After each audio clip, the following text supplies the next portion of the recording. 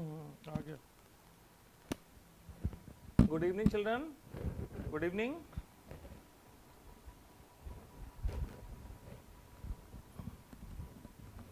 So please tell, is it audible?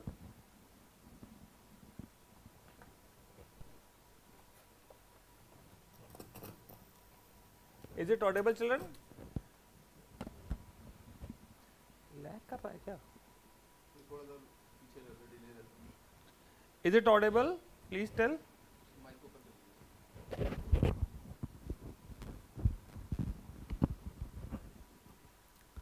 Right. So, fine. Thank you for your response. तो बेटा आज से start कर रहे हैं. एग्ज़ाम से 10 दिन का से ज़्यादा का गैप है. तो will discuss few question paper all the section one by one. Right, इसमें कोई इंपॉर्टेंट ऐसे खाली प्रोग्रामिंग या कोई पर्टिकुलर चैप्टर नहीं करेंगे. सारे जिस ऑर्डर में क्वेश्चन पेपर उठाएंगे उसको सॉल्व करेंगे, दूसरा क्वेश्चन पेपर उठाएंगे उसको सॉल्व करेंगे. इस तरह से होगा क्या कि सभी को सभी तरह के क्वेश्चन रिवाइज हो जाएंगे. एट टाइम्स व्हाट हैपेंस कि बच्चा प्रोग्रामिंग बहुत एम्फसाइज करता है क्योंकि उसकी प्रोग्रामिंग वीक है, और इन द मीन वाइल वो जो इजी टॉपिक्स हैं उनको टच करना भूल जाता है. लास्ट मोमेंट पे उसने हल्का सा नजर मारी और वो एग्जाम देने पहुंच गया. जो इजी क्वेश्चन थे उसके वो भी गलत हो गए और डिफिकल्ट क्वेश्चन के चक्कर में. तो हमें इजी डिफिकल्ट को छोड़ करके पूरे सिलेबस को कवर करने के लिए सफिशिएंट टाइम मिल रहा है. तो you can pick up topic one by one, prepare on your own. But here what we are going to do is कि हम one by one question paper solve करेंगे, सभी टॉपिक डिस्कस हो जाएंगे. और अगर आपने 5 पेपर लगा लिए, अपने पास्ट एक्सपीरियंस को अगर आप देखें, 10 ईयर पेपर को देखें, तो 5 पेपर लगाने के बाद छठा पेपर अगर ऐसा लगता है कि हमने ये कर रखा है. और प्रोग्रामिंग की जहाँ तक बात की जाए तो प्रोग्रामिंग में कुछ हर क्वेश्चन के कुछ पार्ट ऐसा है कि each program is going to have class, definition, constructor, input function, display function, main function. ये 5 चीजें हैं जो आपको 5 नंबर फेच करती हैं. और documentation is one of them. Include documentation में जो कमेंट लिखते हैं 1 mark is for that also. तो आप 5 से 6 नंबर प्रोग्रामिंग में हर क्वेश्चन में इजीली ला सकते हैं. प्रोग्रामिंग तो करनी ही करनी है, पर सारे टॉपिक हमें करने जरूरी बन जाते हैं. और उसमें कुछ 4 या 5 नंबर का पार्ट होता है जिसमें बहुत ज़्यादा लॉजिक चाहिए, तो वो हम लोग कर लेंगे. तो I start with the part 1. Part 1 is of 20 marks, that is compulsory. तो इसमें क्वेश्चन 1 MCQ आते हैं, 5 क्वेश्चन MCQ हैं. उसके बाद बाकी क्वेश्चन नॉर्मल हैं, 1-1 नंबर के. फिर क्वेश्चन 2 में 2-2 नंबर के और 3 नंबर के कुछ क्वेश्चन है कंपल्सरी पार्ट में. ऑल द टॉपिक्स सारे कौन कौन से, वो जिस टॉपिक पे क्वेश्चन आ रहा है मैं आपको बताऊंगा. ये टॉपिक पे ही क्वेश्चन आना है, खाली एक्सप्रेशन बदल सकता है, पर वो इनफिक्स टू पोस्टफिक्स है तो इनफिक्स टू पोस्टफिक्स ही रहने वाला है. Right. So we start with the question number 1 is find the dual of the expression, given expression. So before discussing the dual of the given expression, I would like to tell कि what is the principle of duality. ठीक है, principal of duality भी पूछा जाता है. इसी तरह से बात करेंगे कि क्वेश्चन है तो संबंधित कुछ बातें हैं इंपॉर्टेंट, उनको भी करते हुए चलेंगे. तो principle of duality states that if any expression is true then the dual of the expression will also be true. अगर कोई एक्सप्रेशन सेटिस्फैक्टरी है, ट्रू है, तो उसका ड्यूल भी ट्रू होगा. ये है प्रिंसिपल ऑफ ड्यूअलिटी. ठीक है. उसके बाद होता है ड्यूल कैसे निकालें. तो ड्यूल निकालने के लिए क्या करते हैं, एक्सप्रेशन लिखा है y plus x, y dot x plus x complement plus 1 equal to 1. तो there are 3 steps, replace and and or with or and vice versa. And को और से बदलना है, और को एंड से बदलना है, and vice versa. Second step is replace 0 with 1 and 1 with 0 is the second step. 2 काम कर लीजिए, जब भी डॉट को प्लस बनाएंगे तो ब्रैकेट में रखेंगे. अब ये ऑप्शन आपको जहां पे मिल जाता है वो आपका सही आंसर है. तो option D is correct. The second question is says which law state that y plus x plus y plus z equal to x plus y plus z. every time every year you are going to have a question on the laws. कोई ना कोई law पूछा जाएगा. तो यहां पे ये associative law है. Option number B is correct. Next is from the declaration given below states the nature of the identifier A B C D. तो here d is not there in the expression. It is written class A extends B implements C. Keywords पे ध्यान दीजिए, x tends के बाद जो भी दिया हुआ है वो है super class. Extends B, B is the super class, implements C, C is the interface. Implements के बाद जो भी दिया हुआ है वो इंटरफेस है, एक्सटेंड्स के बाद जो दिया है वो सुपर क्लास है, और यहां ए आपकी सब क्लास है, sorry A is the sub class, right. तो here option B is correct.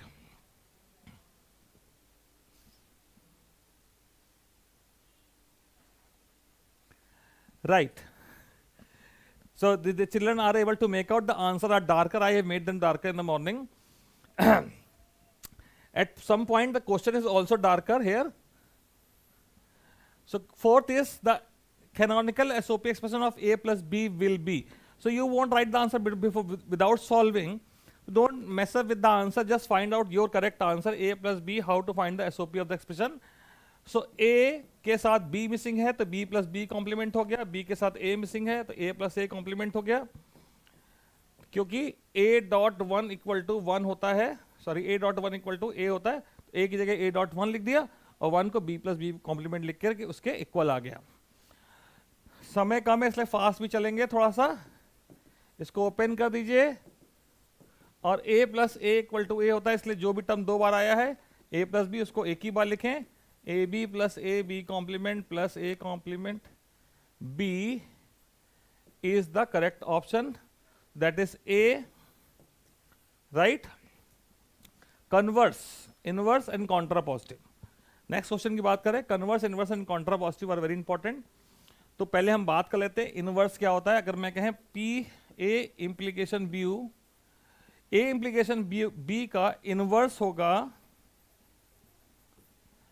A complement implication B complement, converse होगा B implication A, contrapositive होगा A complement implication B complement, right. तो इसी तरह से ये तीनों बातें हो गई। पर इस क्वेश्चन का आंसर क्या होगा, if 16 is divisible by 2 then it is a even number, so converse will be change the antecedent with the consequent. So if 16 is a even number, then it is divisible by 2. Option number B is the correct option, right?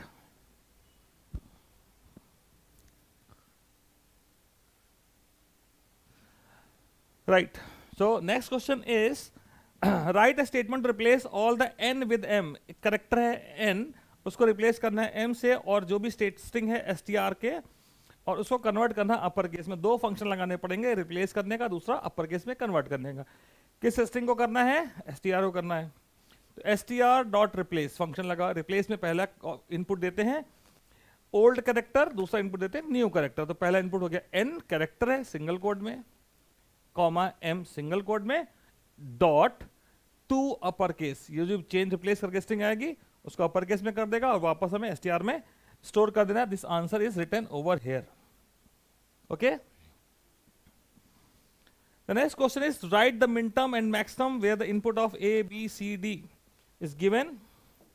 तो a b c d की कुछ value दे रखी है, तो minterm और maxterm। minterm में अगर 0 है वेरिएबल की वैल्यू तो उस पर कॉम्प्लीमेंट लगाते हैं, maxterm में 1 पे कॉम्प्लीमेंट लगाते हैं, ठीक। तो यहां पे a की आगे 0 लगा है तो a complement dot b, a complement dot b dot C dot D complement, ये हो गया आपका min term.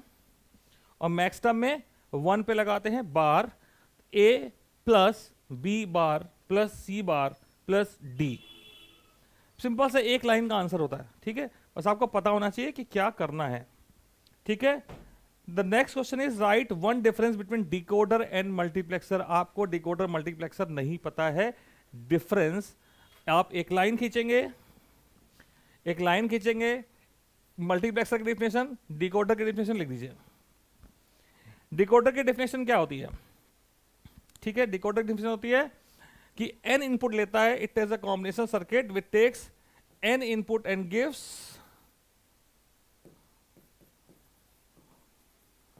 To the power n output, ठीक है। ये हो गया आपका डिकोडर। मल्टीप्लेक्सर की डेफिनेशन लिख दीजिए।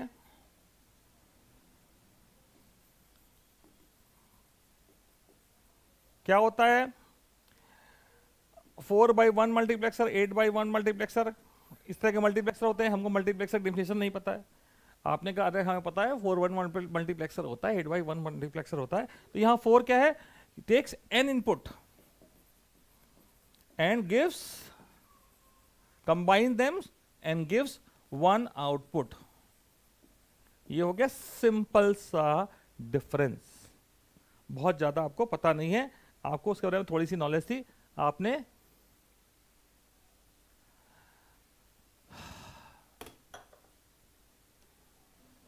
चलिए आगे का क्वेश्चन डिस्कस करते हैं। पानी पी लें। तो तब तक आप ये डिफरेंस देख लीजिए। ये डिफरेंस लिखा है, the difference between multiplexer and the decoder is that the main function of the multiplexer is to transmit data and main function of the decoder is to interrupt coded data. ठीक है, ये difference है। दूसरा difference मैं इससे पहले आपको easy बता चुका हूं। ठीक है, next function is what is constructor. ठीक है, two characteristic of constructor. Constructor आप हर फंक्शन प्रोग्राम में बनाते हैं। तो constructor is a function having same name as the class name, पहला। ठीक है, दूसरा, it is not needed to call the constructor, it is called automatically as soon as the object is created. Third thing, it do not return any value. तो हर programme में use करें इसकी properties. अगर किसी को नहीं पता है तो अपने आप से भी लिख सकते हैं। ठीक है, और क्लास 9 10 में भी आपने थोड़ी थ्योरी पढ़ी है बेसिक ऑफ जावा की, वो जरूर एक नजर मार लीजिएगा। क्योंकि जो सिंपल सी बात, थ्रोज एक्सेप्शन आपने कहा चलो हमने 10th में पढ़ा था, अब जरूरत नहीं है। या स्विच केस में डिफॉल्ट का रोल क्या है, फॉल थ्रू क्या होता है, exit control loop, inter control loop क्या होते हैं, बेसिक थ्योरी एक बार आप पढ़ लें तो कहीं ना कहीं कोई भी क्वेश्चन आ सकता है। हम कोई गारंटी नहीं कर सकते कोई कि भाई ये तो बहुत पुरानी चीजें नहीं आएगी। The next question is what is the role of new keyword in Java. When we create object of the class, when we create the object of class, when we create an array, when we create a string, we always use new operator to allocate memory for the object। किसी भी class का, किसी भी reference data type का object बनाने के लिए हमें क्या यूज करना पड़ता है? New operator. क्या करता है? ऑब्जेक्ट को इंस्टेंटिनिएट करता है और मेमोरी एलोकेट करता है, right. Convert the following infix notation to postfix notation. बहुत से बच्चे इस पे स्टैक का यूज करते हैं। That is the right way. The easy way is this. वहां मैंने सॉल्व किया है, फिर मैं सॉल्व करके दिखा दे रहा हूं। a minus B divide by C asterisk D minus E plus F. ठीक, प्रेसिडेंस ऑफ द ऑपरेटर के अकॉर्डिंग देखना पड़ेगा। सबसे हायर प्रेसिडेंस किसका होता है? ब्रैकेट का। उसके बाद to the power exponent, multiply divide is having same precedence and thereafter plus minus, और ये भी इक्वल है प्लस माइनस का भी। जो लेफ्ट में पहले आएगा उसको हम पहले सॉल्व करेंगे। तो उसके हिसाब से अगर इसकी नंबरिंग कर दें, सबसे पहले हम इसको सॉल्व करेंगे, 1 को, इस 2 को, 3 4 5, 5 ऑपरेटर हैं। एक लाइन में कर सकते हैं, करेंगे नहीं। स्टेप मार्किंग होती है, एक लाइन में नहीं करेंगे। ठीक है, question number 2, each question is of 2 और 3 मार्क्स। तो ये 2 नंबर क्वेश्चन है, हमेशा यही आना है, एक्सप्रेशन अलग होगा बस। ठीक है, शॉर्टकट नहीं करें। पहले आप इसको करें a b minus slash C asterisk bracket के अंदर को आपने सॉल्व कर दिया। 1 और 2 is solved. Now 3, this slash will go after C, this asterisk will go after this, and it will go after this. यहाँ हमने स्टेप में दिखाया, आप भी स्टेप में दिखाएंगे मैं समझाने के लिए। और लास्ट स्टेप क्या होगा? Last step is remove all the brackets. ठीक है, तो ये आ गया a b minus C slash D E minus asterisks f plus. अब यहाँ देखिए एक चीज को और ध्यान रखिएगा, शिफ्ट कर रहे हैं, ये स्लैश एस्टिक्स के बाद नहीं जाएगा, स्लैश एस्टिक्स के बाद आया क्योंकि एस्टिक्स शिफ्ट नहीं हुआ है। जो शिफ्ट नहीं हुआ है उसको क्रॉस नहीं करना है, जो शिफ्ट हो गया है ये माइनस, ये एक सॉल्व करके कि आंसर है इसको क्रॉस करेगा। डी ई माइनस का मतलब है कि डी और ई कोई वैल्यू होंगी, उनका रिजल्ट है ये। वो एक ऑपरेंड है, उसको क्रॉस करना है। ठीक है, तो ये क्वेश्चन हो गया। इसका नेक्स्ट क्वेश्चन आपको ठीक से शायद दिखाई नहीं दे रहा हो, इसलिए मैं थोड़ा सा शिफ्ट करते हैं, एक second, bit struggle for me. ये आधा दिखाई दे रहा है। डबल डायमेंशन एरे 4 4, एक डबल डायमेंशन एरे है जिसका साइज 4x4 है। Contain float type of element, float type of value है। अच्छा एक बात और बताइए, इसका font size is okay with you, readability is there.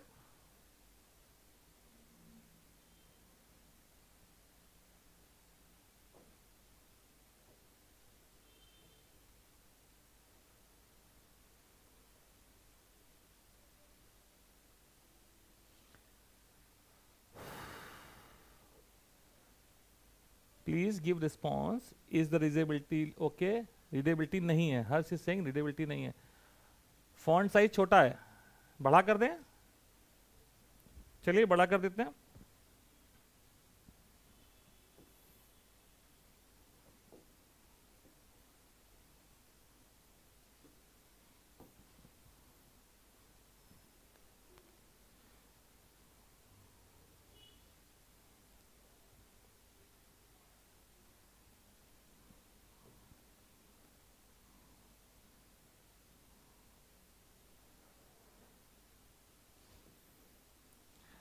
चलिए फिर ठीक है। Happy Holi to you. Now good, thank you. So 300% रखना पड़ेगा। तो next question is saying it is of memory address calculation. Double dimension array 4x4, the size number of row is 4, number of column is 4, 4x4, number of row, number of column is 4। Contain float type of data, it means float type की memory कितनी लगती है ये आपको पता होना चाहिए। यानी आपको बाइट शॉर्ट आईएनटी लॉन्ग सबकी मेमोरी याद करनी पड़ेगी। Bite short INT long BSNL 1248, ठीक है। और बूलियन कैरेक्टर फ्लोट डबल 1248, ये याद रखिए। तो फ्लोट की आ गई 4। If the array ARR22 is stored at memory location 2000, 4x4 की है 22, एड्रेस 2000 पे है। आपको क्या फाइंड करना है?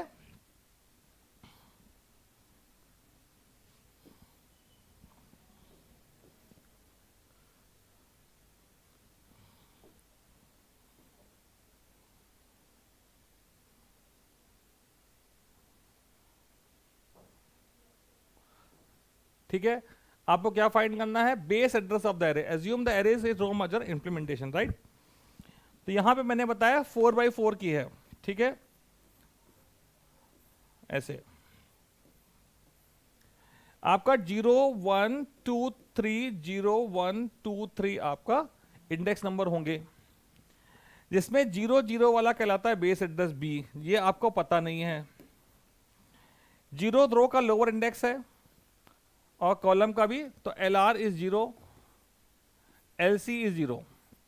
आखिरी सबसे बिगनिंग कहां से हो रही? 0 से, एंड सॉरी बिगनिंग हो रही 0 से, रो की भी और कॉलम की भी 0 से हो रही है, तो LR LC 0 0 हो गए।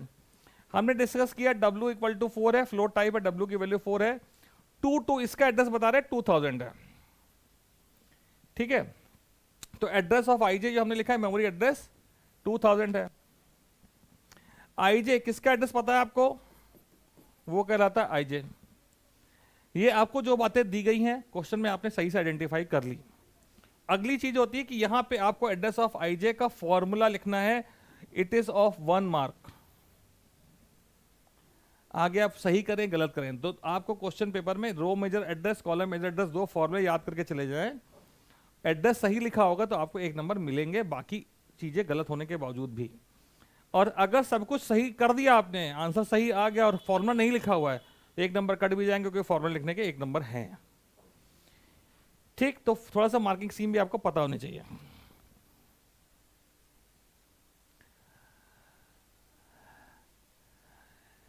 बेटा बहुत सारे क्वेश्चन पेपर है हमारे पास, 11 है, it is 11th। I started with 11, ठीक है। और फिर आपको ये सारी बातें पता हैं, ठीक है, ये आपको बता दी गई, फॉर्मूला पता है, वैल्यू प्लेस करिए, सिंपल सा अर्थमेटिक कैलकुलेशन कर लीजिए, आंसर आ जाएगा। ठीक है, तो ये हो गया। इसके बाद अगला सवाल, अगला 2 सवालों में आपको दिए गए हैं एक आउटपुट निकालने का क्वेश्चन। ठीक है, आउटपुट निकालने का क्वेश्चन बहुत अच्छा होता है। ये आपके सामने एक आउटपुट निकालने का क्वेश्चन है। With reference to the program code given below answer the question as follows. ठीक, यहां पे क्या हुआ है, एक एरे का साइज प्रोवाइड किया गया है, वैल्यू 6 के लिए निकालना है आपको। इस मैट्रिक्स में यहां पे 6 पास किया गया, ये है 6, ये 6 साइज की एक एरे बन गई। तो ये 6 साइज की मैं एरे बना लेता हूं, जिसके इंडेक्स नंबर क्या है भाई, 0 1 2 3 4 5। पहला काम क्या किया है, num 0 num 1 पे वैल्यू भर दी है, यहाँ पे 0 भर दिया, यहाँ पे 1 भर दिया।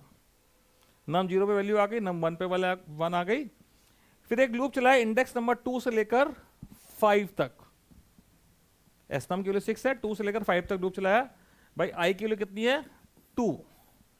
जब 2 है तो ये क्या कर रहा है, यहां जब 2 रखो, वैल्यू आई की 2 रखो, तो ये कितना आएगा, 1, ये आएगा 0। i minus 1, i minus 2। तो num 2 पे क्या जा रहा है, num 1 और num 0 का सम जा रहा है, यानी कि यहां ये 0 प्लस 1 करके यहां 1 आ गया। फिर i प्लस प्लस होगा, जब i प्लस प्लस होगा तो i के लिए कितनी हो जाएगी भैया, 3। और जब ये 3 है तो ये 2 1 हो जाएगा, यानी 3 पे इन दोनों का सम जाएगा 1 प्लस 1 2। जब 4 या 5 होगी तो क्या जाएगा भाई, 4 होने पे 2 प्लस 1 यहां आ जाएगा, 5 होने पे 2 प्लस 2 यहां आ जाएगा। ये हो गया, एरे भर गई, लूप खत्म हो गया। ठीक,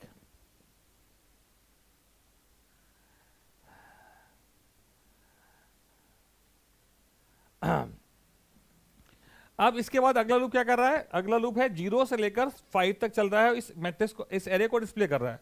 तो इस एरे को जब डिस्प्ले करेगा तो आपको मिल जाएंगे ये नंबर 0 1 1 2 3 5। ये नंबर देख के कुछ तो याद आता है, कुछ याद आता है आपको, ये नंबर आपको बहुत बार कराया गया। अगला क्वेश्चन यही है कि भैया ये क्या कर रहा है, हमेशा ये क्वेश्चन रहता है कि भैया ये क्या कर रहा है, what is the method list doing. जो भी आउटपुट का क्वेश्चन आएगा तो उसका अगला सवाल हमेशा रहता है कि ये क्या कर रहा है। तो what is your answer, it is making Fibonacci series. हमने सब लिख ही दिया, जरूरत नहीं थी शायद। बहुत दिन बाद ये ले रहे हैं तो पता नहीं चला था क्या किस तरह से पेपर करके आए हैं। तो next is this is doing Fibonacci series. तो फिबोनाची सीरीज सब अवेयर होते हैं, आप भी अवेयर होंगे। अगला फंक्शन इज रिकर्सिव फंक्शन, ये पूरा आपके सामने आ गया। यहां बोला इस फंक्शन को अगर हम 23 पास करें एज अ पैरामीटर यहां पे, तो प्रॉक फंक्शन को हमने क्या पास कर दिया, 23। ठीक, प्रॉक फंक्शन को 23 पास कर दिया। कह रहा भाई अगर n की वैल्यू 0 हो तो रिटर्न करो। n की वैल्यू 23 0 तो नहीं है भाई, रिटर्न तो करेगा नहीं, ये जाएगा एल्स के पास। एल्स ने क्या लिखा, return n modulus 2। 23 modulus 2 is 23 modulus 2 is 1। 1 को कर दिया 10 से मल्टीप्लाई। ठीक है, तो ये आ गया 10 प्लस प्रॉक फंक्शन फिर से कॉल करा, उसको भेज दिया 23 डिवाइड बाई 10। 23 डिवाइड बाई 10 कितना होता है, 2 होता है भाई। अब यहां पे नई वैल्यू है 2 के लिए फिर से ये बेस केस है, n equal to 0 base case false है। एल्स के पास गया, n मॉडुलस 2 होता है, 2 मॉडुलस 2 आएगा 0।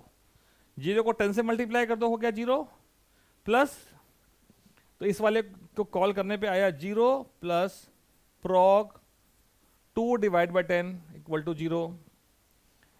तो n की वैल्यू अब हो गई है 0। ठीक है, नई वैल्यू है 0 तो रिटर्न कर जाएगा। तो 0 के लिए यहां से रिटर्न वैल्यू आ रही है 0। 0 प्लस 0 0 हुआ, इसने इसको 0 मिला, 0 प्लस 10 हमको क्या मिला, 10। एक ही बार तो 10 है, तो बाकी जो कुछ जुड़ रहा है वो सब 0 ही थे। तो final answer of this function is, ठीक है, 0। When the function is called with the parameter value 23, the function will work as the follows। मैंने यहाँ पे पूरा एक्सप्लेन किया हुआ है, ठीक है, इन्हीं सब बातों को। द थिंग इज, ये सब बातें वही लिखी हैं, आप पॉज करके देख लीजिएगा वीडियो बाद में, जो हमने अभी आपको बताई है। और इस फंक्शन में यहाँ पे पूछा भी नहीं गया कि फंक्शन क्या कर रहा है, ठीक है। So that's fine, let's go for the next page. ये आपका आ गया दूसरा सेक्शन, ठीक। दूसरा सेक्शन क्या है, 50 नंबर का, ठीक है। इस ये तीन पार्ट में, पार्ट 2 3 पार्ट में है, A B C. A part 20 number का, बी सेक्शन 20 नंबर का, सी सेक्शन 10 नंबर का है। 20 नंबर का हम डिस्कस कर चुके हैं, अब 50 नंबर का बाकी है। तो section A is based on what, Boolean algebra. पूरा बूलियन अलजेब्रा कंप्यूटर हार्डवेयर इसमें आता है। Question number 3 will be always based on के मैप। 10 नंबर की के मैप आ रही है, ठीक है, 10 नंबर की के मैप आ रही है भाई। तो पहला क्या रखा है, चलिए समझ में आ रहा है, crystal clear. Harsh thank you, Yash okay, Yash is पूछिंग ओपी पढ़ाएंगे आप सर, पता नहीं क्या समझ। चलिए इसको देखते हैं। यहां मैंने काफी चीज ऑलरेडी बना के लाए हैं, दिख रहा है साफ सुथरा। देखिए यहां पे पाई दिया हुआ है, यानी कि ये एक्सप्रेशन किसके लिए दे रखा है भैया, पीओएस के लिए दे रखा है। एबीसीडी 4x4 का बनना है। 4x4 का ये डायग्राम आपको याद रखना है। आपने सही बना दिया 1 नंबर, गलत बना दिया तो आगे सही होना ही नहीं है। पहला स्टेप गलत, पूरा एग्जाम ये पेपर में ये सही नहीं हो सकता जब ये सही बना ही नहीं है। तो ये कैसे बनाएंगे सही भैया, याद रखो ये है 0 0 0 1 1 1 1 0 0 0 0 1 1 1 1 0 रखिएगा। और पीओएस दे रखा है तो 1 पे लगाइएगा बार और लगाइएगा प्लस, पाई है प्लस। 1 सेकंड रुक के सोच लेना सही बना है तब आगे चलिए, ठीक है। फिर अंदर के जो इसे हमने जो लिखे हैं 0 0 0 1, इसे बोलते हैं ग्रे कोड। और ये जो लिखा है इसे बोलते हैं cardinals.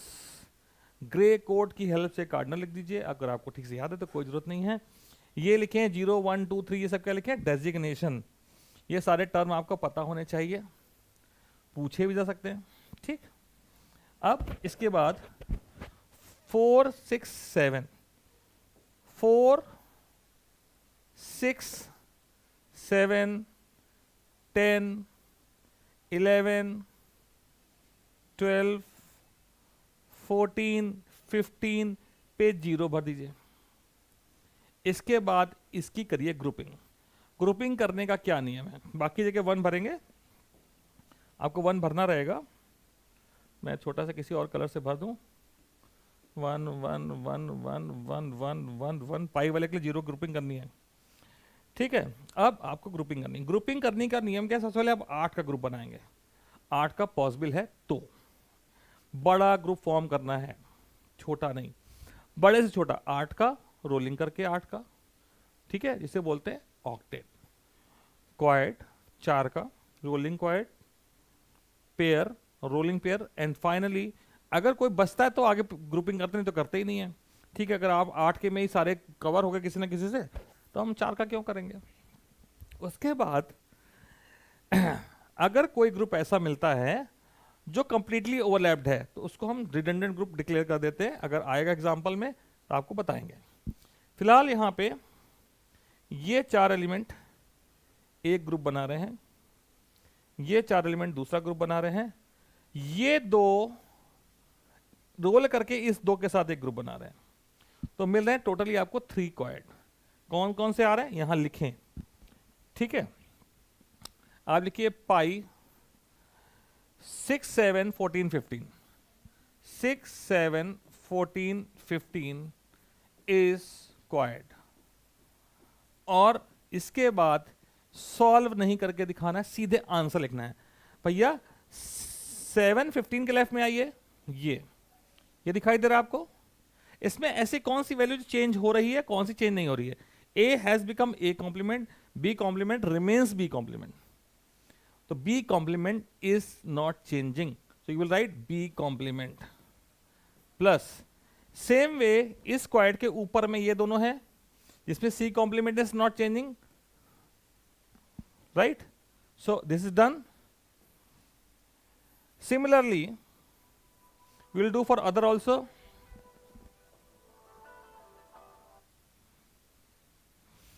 Similarly, we will do for other also. Then 11, 15. Let's write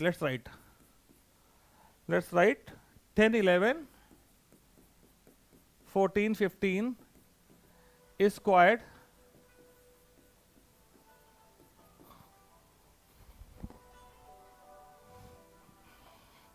Excuse me.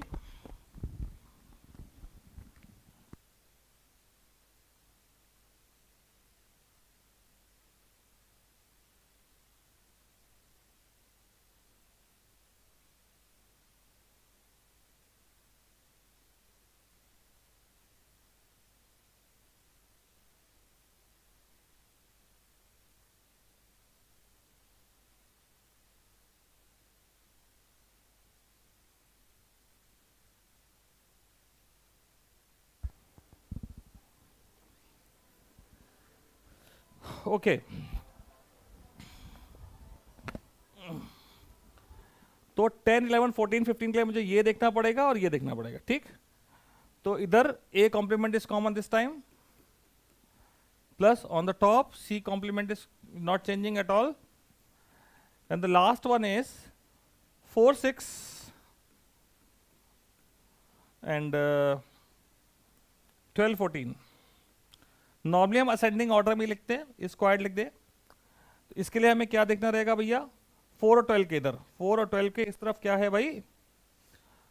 जो चेंज नहीं हो रहा है वो है बी कॉम्प्लीमेंट प्लस, और इधर पहले इसमें दोनों में देखना है, ठीक है? सी डी और सी कॉम्प्लीमेंट डी. तो D is constant. This is one thing. And the final thing which children don't do, that is write the final expression. आपको आखिरी में ये लिखना ही है. There is no question to forget it. वो grouping करके बच्चा खुश. जगह हो गया, ग्रुप बन गया, तुम समझ गए ना सब कुछ? तो ग्रुप बना के भाई छोड़ देना है, छोड़ना नहीं है. अब आगे चले. आगे इसका अगला पार्ट होता है 4 नंबर का, ये है इसका अगला पार्ट है draw the logic gate diagram.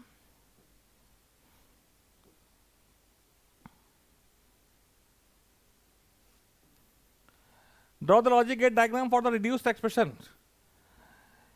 Expression आपने बनाया था, उसको मैं यहां लेके लॉजिक गेट डायग्राम बना दूं, ठीक है? लास्ट पेज में एक्सप्रेशन मुझे लिखना पड़ेगा यहां, बी कॉम्प्लीमेंट सी कॉम्प्लीमेंट, याद रखें, A complement C B complement,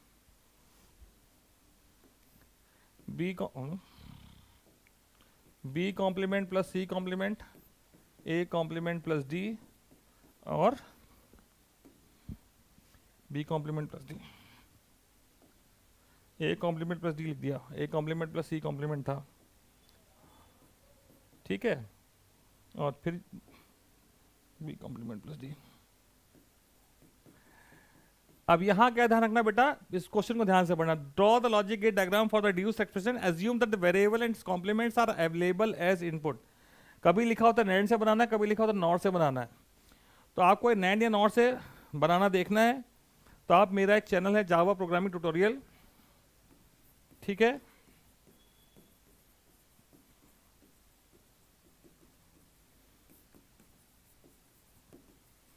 bye Sanjay sir, Sanjay Shukla है, सॉरी. इसमें जाके देख सकते हैं, बहुत कुछ, सब सारे टॉपिक कवर्ड किए गए हैं, आप वहां जाके देख सकते हैं, ठीक है? हर टॉपिक ये आपको वहां पे पढ़ाया गया है, ठीक है? नैंड से कैसे बनाना चाहिए, नॉट से कैसे बनाना चाहिए, बाकी array, stacks, fuse, everything is there, ठीक है? So here we are doing just revision. तो भैया ये तो सिंपल है, सिंपल है, 2 सेकंड में बन जाएगा. बी कॉम्प्लीमेंट सी कॉम्प्लीमेंट है, तो भैया बी कॉम्प्लीमेंट डायरेक्ट लिख सकते हैं, सी कॉम्प्लीमेंट डायरेक्ट लिख सकते हैं. प्लस लगा और गेट लगा दीजिए, यहां लिखिए B complement plus C complement. अगला है A complement plus C complement, ये और गेट बनाया, ए कॉम्प्लीमेंट सी कॉम्प्लीमेंट, ये आ गया output A complement C complement. फिर क्या आया भैया? बी कॉम्प्लीमेंट प्लस डी, ये आया बी कॉम्प्लीमेंट, ये आया D, B complement plus D, लगा है डॉट, ये लगाया एंड, और यहाँ पे आपको कर्व नहीं बनाना है, फाइनल एक्सप्रेशन आपको फिर से ये लिख देना है, ध्यान देना बेटा एक बात का कि जब भी आप लॉजिक गेट बनाएंगे तो आपको उसकी वो जरूर करनी है, क्या बोलते हैं, लेबलिंग। ठीक है, आप ऐसे लिखेंगे।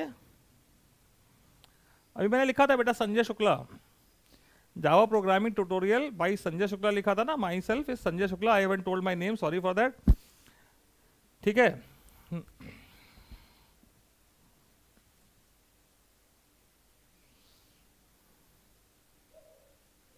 Right. The next question is another part of this. ये आपका क्या है भैया, एसओपी आ गया। एक एसओपी आएगा, एक पीओएस आएगा। अब एसओपी आया है तो वहां पे ग्रे कोड बदल नहीं जाते हैं, ग्रे कोड भैया वही रहते हैं, राइट। ग्रे कोड वही है 0001111000011110, राइट। अभी क्या समझने का कि भैया यहां एसओपी में zero means variable with bar A complement B complement आया है। ठीक है, तो ये आपने सही सही बनाना है। अंदर का जो कार्यक्रम है, जो डेजिग्नेशन है, that is also going to be the same. ये आपको सही सही एज इट इज बना देना है। ये कैसे बना है इसको भी आप जाके उस चैनल पे देख सकते हैं, अभी तक सभी को पता होगा। जो करना है आपको यहाँ पे 0 1 2 4 5 जो है वहां पे भरना है 1। अभी उधर 0 भरा था पीओएस में, इधर 1 भरना है। 0 1 2 4 5 6 8 9 12 13 14, बाकी जगह भर दीजिए 0। लेट मी चेक, कुछ ज्यादा अच्छा बनना है। 0 1 2 4 5 6 8 9 12 13, राइट। ठीक है, क्या है भाई, बढ़िया है। करना क्या है, ग्रुपिंग करनी है। ये भैया सब बहुत बड़ा ग्रुप बन गया ऑक्टेट। फिर ये 4 इसके साथ आए, एक क्वाड, ये एक है, बस इसको लेने के लिए एक और क्वाड। ठीक है, बड़ा ग्रुप बनाना। वो अकेला दिखा पेयर बना दिया, वो 2 दिखे पेयर बना दिया ना, बड़ा देखना है, रोलिंग होती है। ठीक है, अब बढ़िया रोलिंग करके आपने सही पेयर आइडेंटिफाई कर लिए। चेक कर लीजिएगा एक बात और, आपने जो आंसर लिया है फर्दर रिड्यूस नहीं होता है। अगर आपका आंसर निकलने के बाद वो फर्दर रिड्यूस हो रहा है, इसका मतलब आपसे गलती हो गई है। ठीक है,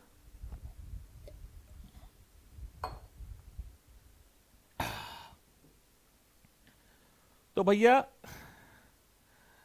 सिग्मा लगाएंगे 0 1 4 5 8 9 12 13 इज ऑक्टेट। ठीक, जिसका आंसर इन दोनों के टॉप पे देखिए आएगा सी बार। ऑक्टेट 3 वेरिएबल यूज करता है। एक बात आपको बता दें, pair 1 variable, quad 2 variable, octet 3 variable use कर सकता है। हो सकता है एमसीक्यू में आ जाए। ठीक है, एमसीक्यू के लिए बहुत सारे क्वेश्चन हमने डाल रखे हैं चैनल पे, देख सकते हैं आप। तो यहां पे ये इसमें से 1 5 13 लेफ्ट में से कोई ना कोई रिड्यूस हो ही रहा है, इसलिए उसको नहीं लेंगे, केवल इन दोनों में देखना रहेगा। उसके बाद देखते हैं हम पेयर, कौन सा पेयर, सॉरी पेयर कहां से आ गया, क्वाड 0 4 2 6। 0 4 के लेफ्ट में है ए कॉम्प्लीमेंट बी कॉम्प्लीमेंट और ए कॉम्प्लीमेंट बी, जिसमें ए कॉम्प्लीमेंट चेंज नहीं हो रहा है, B complement has become B, छोड़ दीजिए। फिर पहले और आखिरी कॉलम में देखना है, पहले और आखिरी कॉलम में कांस्टेंट क्या है भाई, डी कॉम्प्लीमेंट कांस्टेंट है, तो डी कॉम्प्लीमेंट आ गया। अब अगला ग्रुप क्या आ रहा है, अगला ग्रुप है भाई 4 6 12 14, 4 6 12 14, 4 6 4 और 12 के लेफ्ट में ए कॉम्प्लीमेंट बी और उधर ए बी, तो B is not changing. And first last में तो आप देख ही चुके हैं भैया, D complement is not changing. ठीक, तो आंसर है C complement plus A D complement plus B D complement.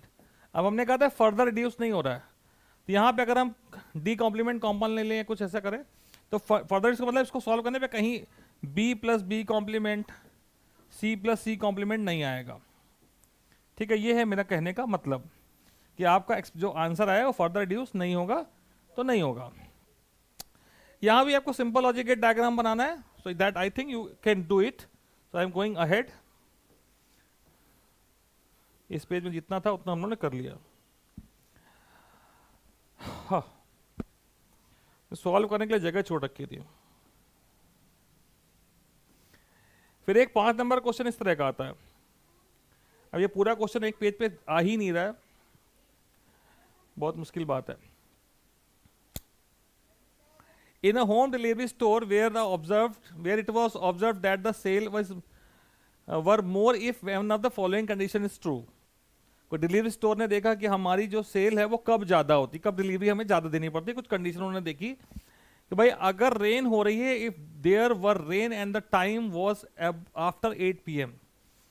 इस कंडीशन की बात करते हैं, पर यहाँ इनपुट की बात करें. इनपुट क्या है? RSTY. आर रिप्रेजेंट कर रहा है there were rain, S represent कर रहा था season were summer and the year end sale was on, the time was after 8 PM, the year end sale was not on. कुछ बातें दे रखी हैं. यानी अगर आर की वैल्यू 1 है इसका मतलब देयर वर रेन, 0 का मतलब देयर वाज नो रेन. तो पहली कंडीशन है देयर वर रेन. RSTY बनाते कैसे? RSTY 4 इनपुट है. पहली कंडीशन क्या बोलती है? देयर वर रेन, यानी आर की वैल्यू 1 है और time was after 8 PM, T की वैल्यू 1 है. बाकी से कोई मतलब नहीं है. उसके केस में रिजल्ट आपका 1 है. ठीक है, यानी कि आपकी डिलीवरी बढ़ जाएगी, होम डिलीवरी. दूसरी condition is saying the season was summer and the year end sale was on. That is represented with S. पूरी कहानी एस से रिप्रेजेंट हो रही है. ये यानी एस की वैल्यू 1 है, बाकी से कोई लेना देना नहीं है. Third condition is saying the year end sale was not on, which is why the year end sale was not on, but there were rain. but का मतलब end होता है. there were rain, that is represented with R. बाकी से मतलब नहीं है.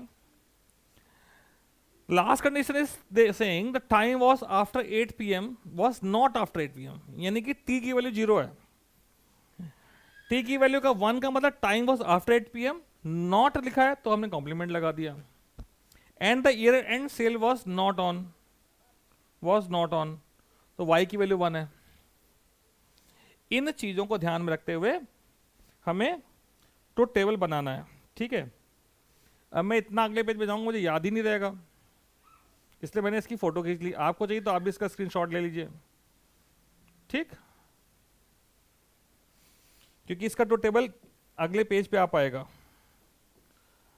अब अगला पेज पे मैंने यहां ट्रुथ टेबल बनाए रखी हुई है जो खाली है, जिससे कि मेरा टाइम बच जाए.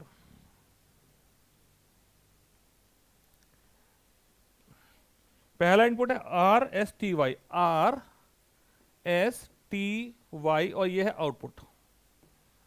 ठीक है, 4 इनपुट्स आर देयर. तो क्या करेंगे?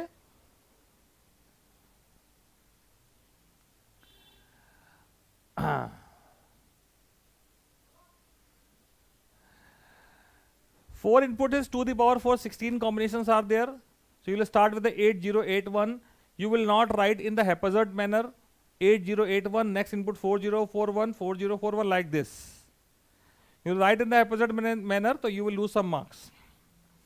पहला कह रहा है कंडीशन के हिसाब से R और T की वैल्यू जहां जहां 1 थी वहां वहां आउटपुट 1 आएगा. तो ये R और T की वैल्यू 1 है 4 जगह, हमने बाकी से कोई मतलब नहीं है.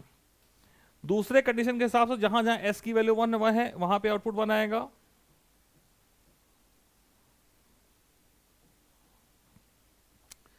तीसरी कंडीशन के हिसाब से जहां R की वैल्यू 1 और Y की वैल्यू 1 है, R की वैल्यू 1, Y की वैल्यू 1, ये हो गई, और बाकी तो पूरा ऑलरेडी भर चुका है. उसके बाद T की वैल्यू 0, Y की वैल्यू 1, T की वैल्यू 0, Y की वैल्यू 1, T की वैल्यू 0, Y की वैल्यू 1 ऑलरेडी हो चुका है, यानी सब भर गए हैं. बाकी सब जगह लिख दिए 0.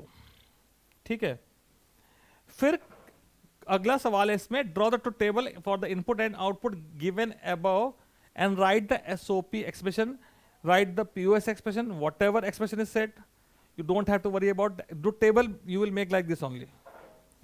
क्योंकि कभी पढ़ के बच्चा अच्छा पीओएस बनाता है उल्टा कर देता है।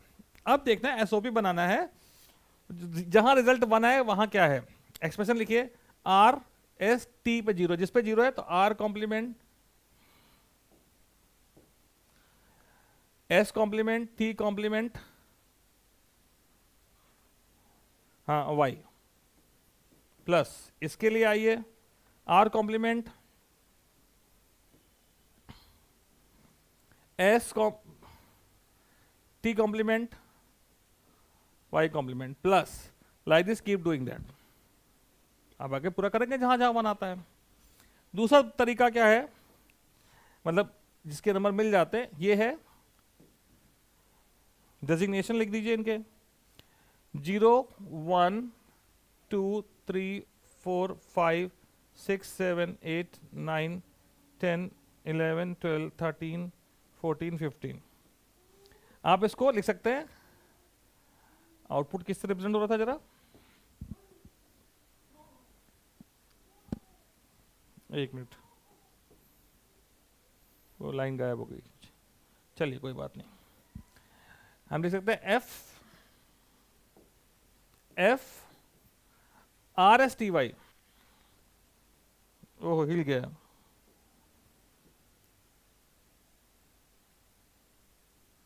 हाँ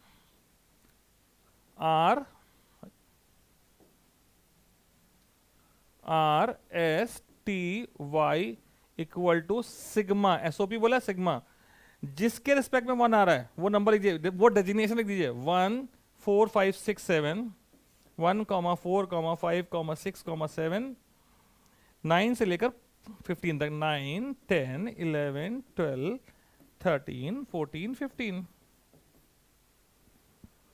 हो गया। तो ये तरीका है इसको सॉल्व करने का, ठीक है। चलते हैं आगे। इस पेज पे कुछ क्वेश्चन तो नहीं लिखा हुआ, नहीं लिखा हुआ।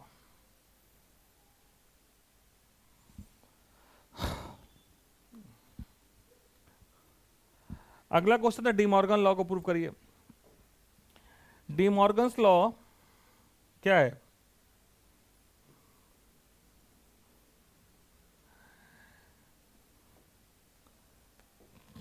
कोई बच्चा बताएगा? Break the line, change the sign, ठीक है। ये डी मॉर्गन लॉ नहीं है, इसके मिलेंगे 0 नंबर, 0 बिग 0 ZERO 0 नंबर, ठीक है। बहुत के मन में डी मॉर्गन लॉ क्या है, ये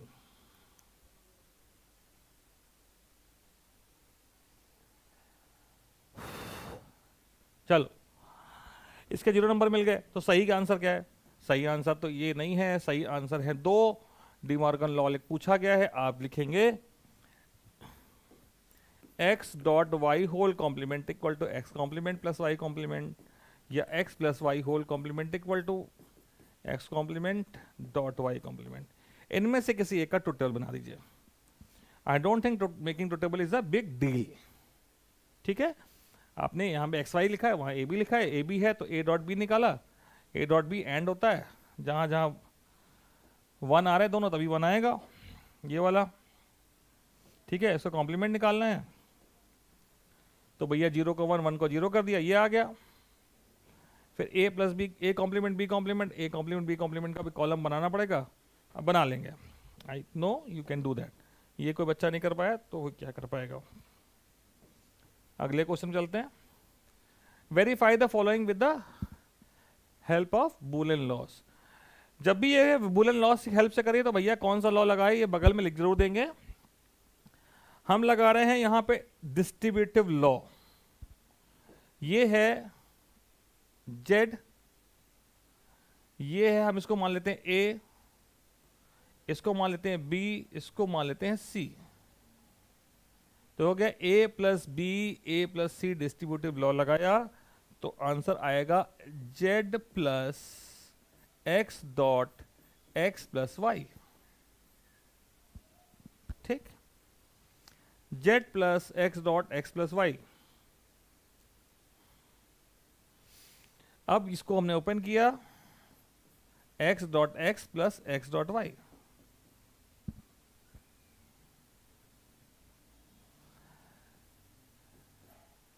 x plus Y, X dot Y. यहां एक्स कॉमन आ रहा है,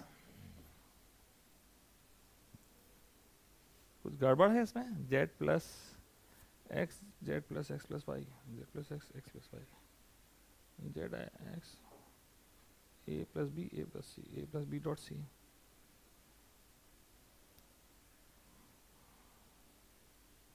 x dot X equal to x.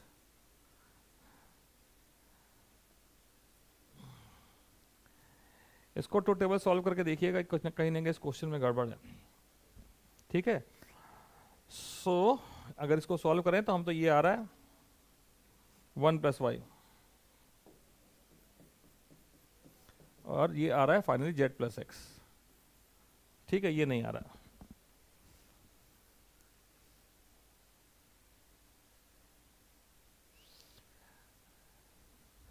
Next question पे आते हैं। Define half adder. What is an half adder? Draw the logic circuit diagram for the half adder using nor get only. ये थोड़ा सा difficult question हो गया। Difficult इसमें क्या हुआ, यूजिंग द लॉजिक सर्किट बनाना है इसका जो हाफ एडर यूज कर, वो थोड़ा सा डिफिकल्ट है। कोई दिक्कत वाली बात नहीं है, हम लोग कर लेंगे। ठीक है, half adder is the combination logic circuit. Half adder is the combination logic circuit which adds 2 binary digits. बनाना है नॉर गेट से, तो हमें सबसे पहले क्या करना पड़ेगा भैया, हमें बनानी पड़ेगी इसकी ट्रुथ टेबल। उसके बिना हमसे हो ना पाएगा। सम और carry, 0 plus 0 equal to 0, carry आया 1, कैरी भी आया 0। 0 प्लस 1 सम आया 1, कैरी आया 0। 1 प्लस 0 सम आया 1, कैरी आया 0। 1 प्लस 1 आता है 1 0, सम आया 0, कैरी आया 1। अब नॉर गेट से बनाना है तो हमें इंपॉर्टेंट होता है नॉर गेट से बनाने के लिए हम उसका पीओएस निकालें। पीओएस, तो सम का पीओएस निकालते हैं।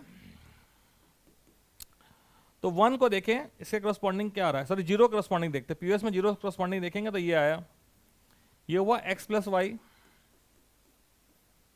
और आखिरी में ये x complement plus y complement. POS expression कैसे निकालते हैं उसको पढ़िए। फिर कैरी के लिए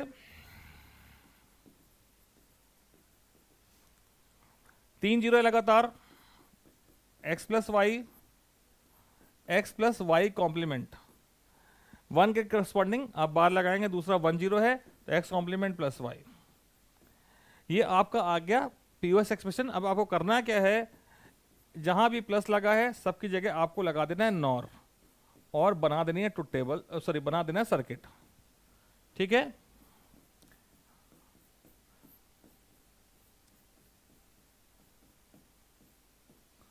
मैं किसी एक का आपको बना के दिखा देता हूं। सम का देखना चाहे सम का बता दें, कैरी का देखना चाहे कैरी का बता दें। तो इसके लिए मैं इसको मिटा दे रहा हूं। ट्रुथ टेबल बनाने के बाद मैंने ये ऑब्टेन कर लिया है, जगह नहीं बची है। तो मैंने क्या लिखा भैया, ये लिया x, ये लिया y, x y, x और y को एक नॉर से भेजा, क्या आया, x नॉर y। फिर x कॉम्प्लीमेंट, छोटा सा यहां नॉर लगा दीजिए, ये आ गया x कॉम्प्लीमेंट। y कॉम्प्लीमेंट के लिए यहां छोटा सा नॉर लगा दिया, y कॉम्प्लीमेंट। इसको एक और नॉर से भेजा, x complement NOR y complement हो गया। ठीक, इसके बाद इन दोनों को भी एक और नॉर से भेज रहे हैं और जो आउटपुट आ रहा है वो आपका है सम।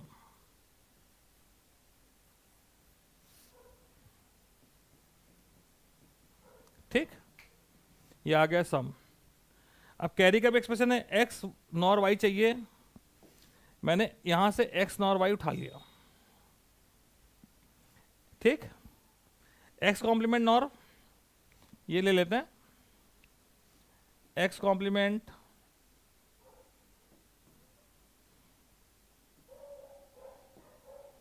छोटा सा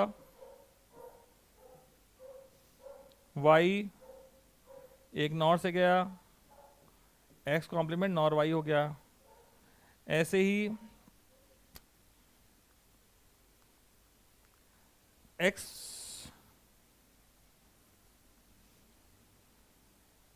y नॉर से चाहिए,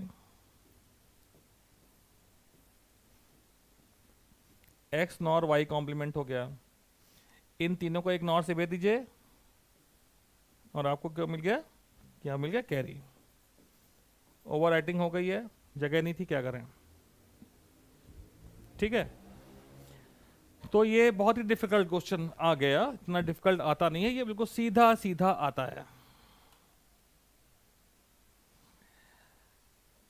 ठीक है, सवा, ठीक है, बहुत टाइम है।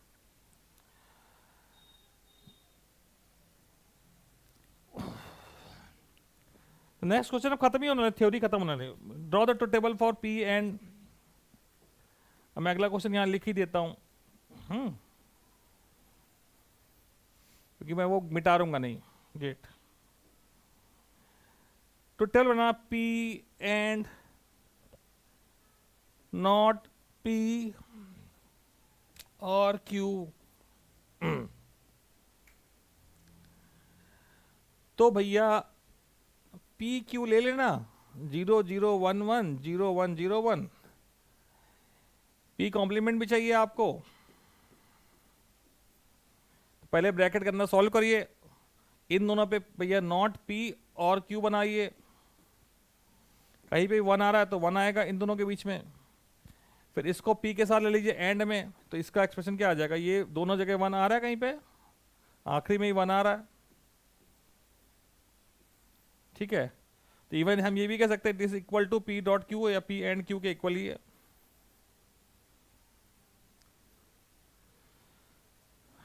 जीरो जीरो जीरो वन, ठीक है। फिर अगला क्वेश्चन कहता है convert the following function as a product of maxterm. Product of maxterm के लिए इसको कन्वर्ट करना है, किसी एक्सप्रेशन को प्रोडक्ट ऑफ मैक्सटर्म बनाना, तो क्या करते हैं भैया, रब करके बता देते हैं। एल्जेब्रिकली थोड़ा छोटा पड़ता है, थ्योरी टू टेबल से बड़ा पड़ता है। P प्लस क्यू दिया हुआ है और दूसरा याद रखा है P प्लस आर बार, POS में कन्वर्ट करना है, प्लस के फॉर्म में है, आप जीरो जोड़ सकते हैं। ये पहला बेसिक स्टेप है। अब जो चीज मिसिंग है वो वेरिएबल लाइए। क्या मिसिंग है भैया, जीरो, यहां आर मिसिंग है, P plus Q plus R dot are bar, P plus Q dot Q bar plus R bar. ठीक, जो मिसिंग है वो ले आए। डिस्ट्रीब्यूटिव लॉ लगा दीजिए भैया, P प्लस क्यू, इसको मान लीजिए A, इसको मान लीजिए BC, तो P plus Q plus R, P plus Q plus R bar. Same way यहां एक बार Q के साथ ले लीजिए, P plus Q plus R bar और P plus Q bar plus R bar. ठीक है, इसको भी दो स्टेप में आके, इन चार में से कुछ रिपीट हो रहा है, जो दो बार आ रहे हैं, दो बार रिपीट हो रहा है, उसको आप एक बार लिखिए, आपका आंसर आ गया। ठीक,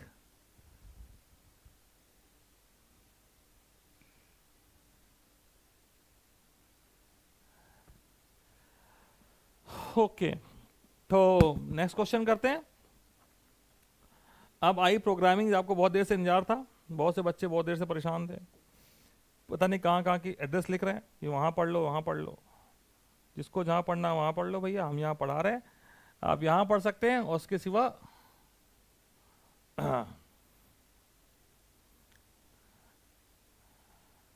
मेरा चैनल है, नाम डालिएगा, बच्चा बता रहा है Sanjay Shukla Java programming tutorial, वहाँ पढ़ सकते हैं। ठीक है, सारे टॉपिक दिए हुए हैं। 10 नंबर का प्रोग्राम आया, क्लास दी है, फंक्शन के बारे में सब कुछ दिया है, आपको खाली क्या करना है, एक एक करके सब फंक्शन को बनाते जाना है। पहला काम इंट, क्लास का नाम जीसीडी है, जीसीडी निकालने के लिए बोल रहा है, जो लिखा है करते जाइए। Class name is GCD, member data INT num1 num2 जो दे रखा है उसको आप चेंज नहीं करेंगे, ना घटाएंगे ना बढ़ाएंगे अपने मन से। ये 2 मेंबर डेटा, तीसरा अपने मन से मत ले लीजिएगा, बिल्कुल भी नहीं। Default constructor is always going to initialise the member data with the given value which is set in the question, और नहीं दे रखी है तो भैया ले लीजिए 0। इतना काम सभी लोग कर लेंगे। Accept function will take the input from the user, ठीक। स्कैनर क्लास का ऑब्जेक्ट मैं लिख इसलिए रहा हूं, सब कुछ इनपुट कराने वाला स्टेटमेंट में लिख रहा हूं क्योंकि I have come across with the children who are not able to write the input statement also, preparing for JE only. तो the child who is not able to do anything in the computer, how the child will okay do something. num1 को input लिया, num2 को input लिया, ठीक है। Input करने का statement होता है नेक्स्ट INT, तो कम से कम ये काम सही से आपने कर लिया। आपके हो गए 2 नंबर, अब तक 8 नंबर बाकी हैं अभी। INT GCD INT X, INT Y recursive technique लगानी है, 2 नंबर का GCD निकालना है। GCD का मतलब SCF, ठीक। बहुत से तरीके हैं, सबसे आसान तरीका है, हम वो बता देते हैं आपको।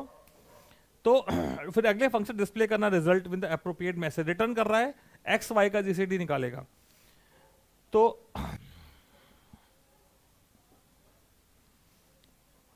फंक्शन का नाम है INT GCD,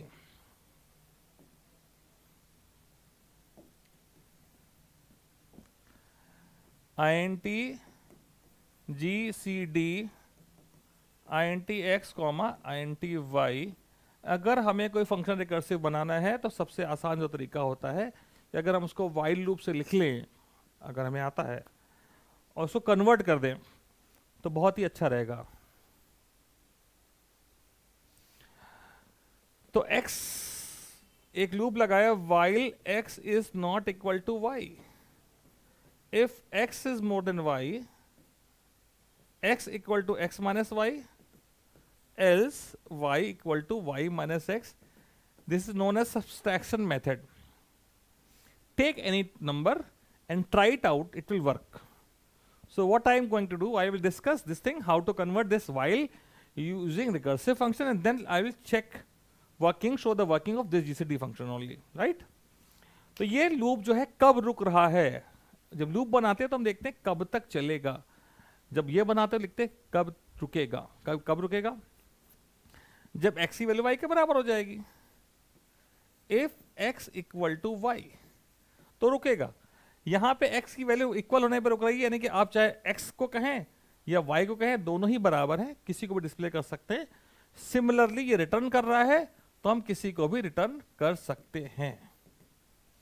दूसरी बात, यहां पे while लूप बेस केस हो गया, 2 रिकर्सिव केस हैं। पहला x जब y से बड़ा हो, दूसरा जब y x से बड़ा हो, 2 कंडीशन लगेंगी। तो हम 2 कंडीशन क्या लगाएं, एक ही लगा देते हैं, x is greater than y और एल्स। ये पहली कंडीशन, दूसरी कंडीशन, पहली दूसरी नहीं ट्रू होगी तो तीसरी ट्रू होनी है, तो इसलिए तीसरी कंडीशन लिखने की कोई जरूरत नहीं है। 2 रिकर्सिव केस, पहला क्या है, जब x से बड़ा हो तो क्या रिटर्न कर रहा है, क्या चेंज हो रहा है, x चेंज हो रहा है। तो हमने फंक्शन कॉल किया जीसीडी को, पहला पैरामीटर है x जिसकी वैल्यू है नई x minus Y, and next value y remains as it is, ठीक है।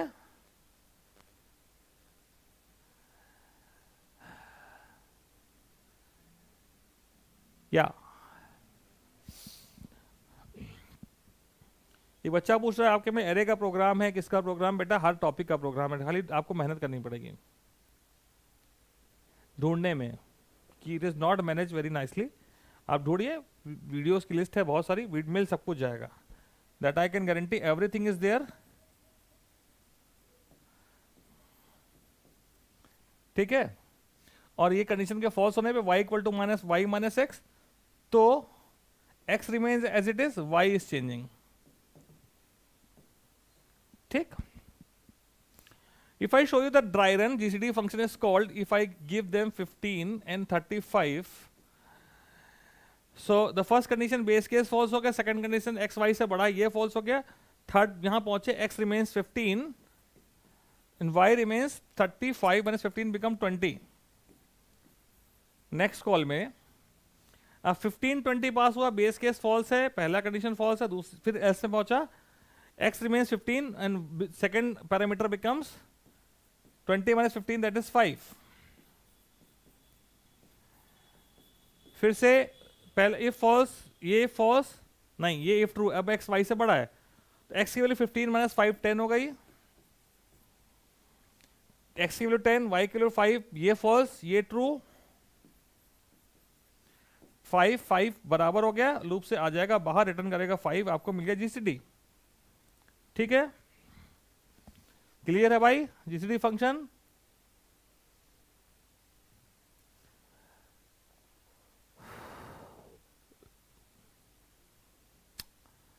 चलिए, बहुत अच्छी बात।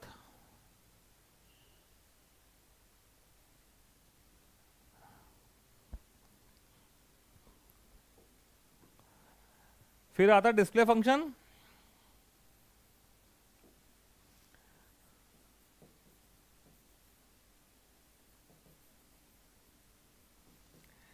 डिस्प्ले फंक्शन में ये फंक्शन को कॉल करना पड़ेगा, वेरिएबल में स्टोर कर लीजिए या डायरेक्ट डिस्प्ले कर दीजिए, और इस फंक्शन को पास करेंगे दो number num1 num2।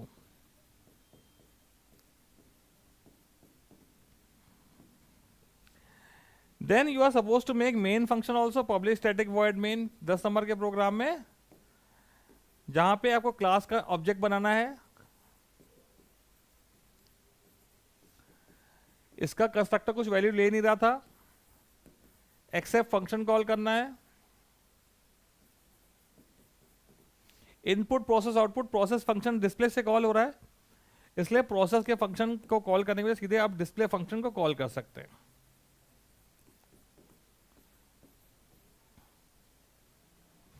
This program is complete.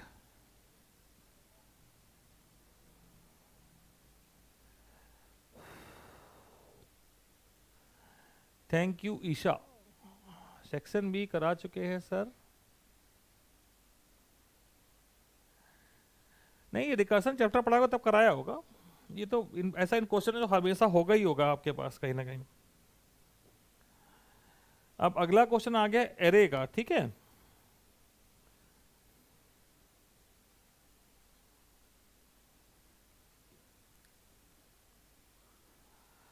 a class flex works on an array to perform certain tasks.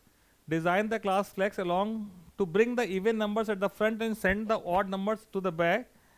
Even और ऑड का ऑर्डर क्या होगा, मतलब वो नहीं दिया है, तो बहुत 2-3 लॉजिक हो सकते हैं जो आप कर लें। क्लास की डिफिनेशन है, ठीक है, दो एरे रखी EX से EXB, एक इंटीजर रखा है साइज के लिए, जो दे रखा है वो करना शुरू कर देते हैं। ठीक है,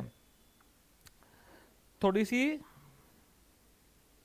रैंडम नंबर स्टोर करने हैं गेट फंक्शन में, पर ये n की वैल्यू आ कहां से रही है, पैरामीटराइज कंस्ट्रक्टर है। यहां देखना है फ्लेक्स फंक्शन में, यहां पे आप इसको ध्यान दीजिए, तो ये कोई पैरामीटर नहीं लिखा है, पर आगे लिखा है पैरामीटराइज कंस्ट्रक्टर है, रीडिंग टाइम का सदुपयोग करना है। ठीक है, क्योंकि हम देख रहे तो हमें लगा कि ये तो इस तरह से हो ही नहीं सकता है। ये क्या आ गया भाई,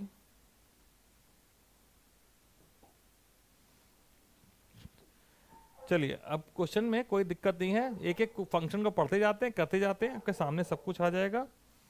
क्लास का नाम फ्लेक्स, अच्छा क्वेश्चन है। बहुत कठिन क्वेश्चन भी नहीं है। एरे का साइज नहीं पता इसलिए आप केवल ये लिखेंगे INT EXA square bracket com खत्म। INT EXB स्क्वायर ब्रैकेट और INTN, ये मेंबर डेटा क्वेश्चन के अकॉर्डिंग आपने डिक्लेयर कर दिया। फिर कंस्ट्रक्टर बनाया, ध्यान दे दिया, एक पैरामीटर ले लिया, ये n की में वैल्यू आ गई जो वैल्यू पास की जाएगी। अब इसके बाद यहां पे जब हमने डिक्लेयर करी है एरे तो हमने मेमोरी एलोकेट नहीं करी है, तो अब मेमोरी एलोकेट करेंगे। EXA equal to new INT N, EXB new INT N।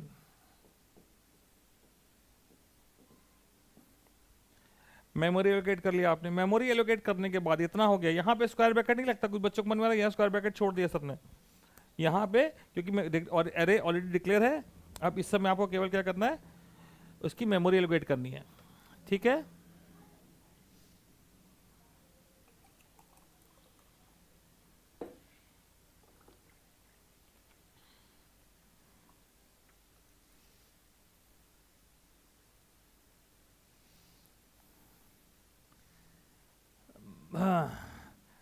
Message तो बेटा इतने सारे आ रहे हैं, मैसेज पढ़ेंगे तो पढ़ाएंगे कैसे, इतने सारे मैसेज आ रहे हैं।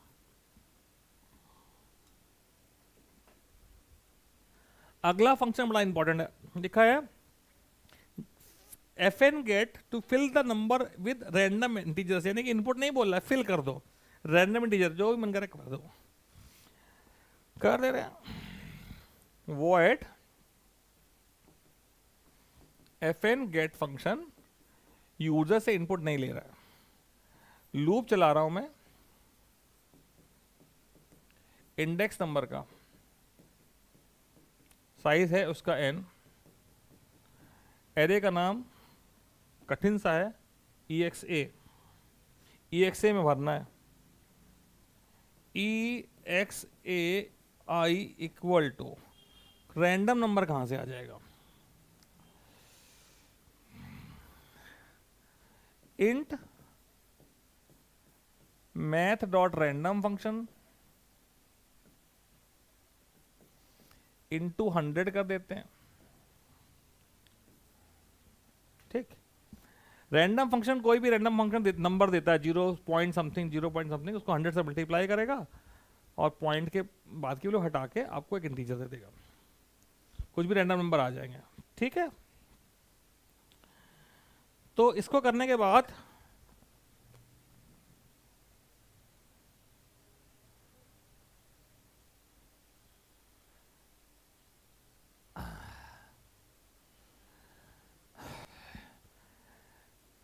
इनपुट हो गया। अगला काम क्या करना है, डिस्प्ले करना है, फिर ट्रांसफर करना है। पहले ट्रांसफर वाला फंक्शन बना लेते हैं, फिर डिस्प्ले तो बन ही जाएगा। इवन नंबर लाने हैं लेफ्ट में, हाँ इवन नंबर फ्रंट में, ठीक। फंक्शन नाम FN ट्रांसफर, वॉइड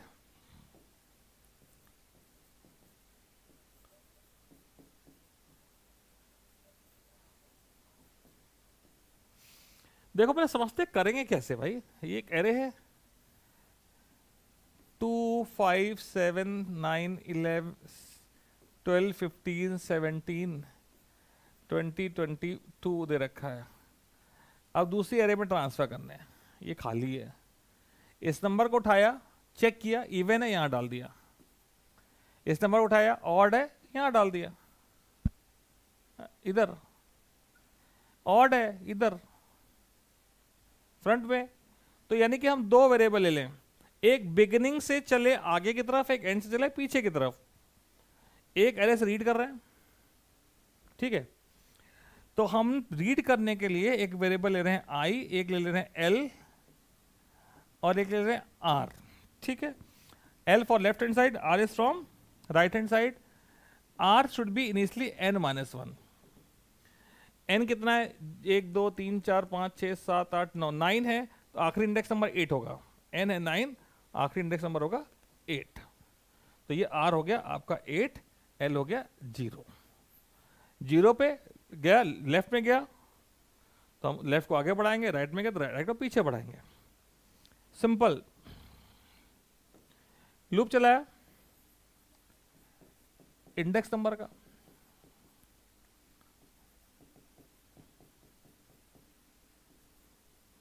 ठीक। कहानी समझ में आ गई है, डायग्राम मिटा देते हैं।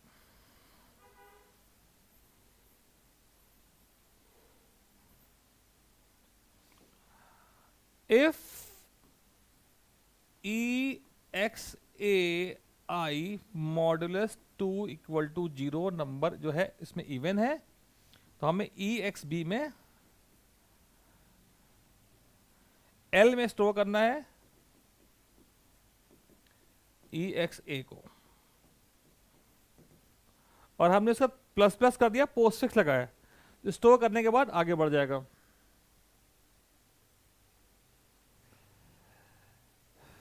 ठीक है। अदरवाइज ऑड मिलाकर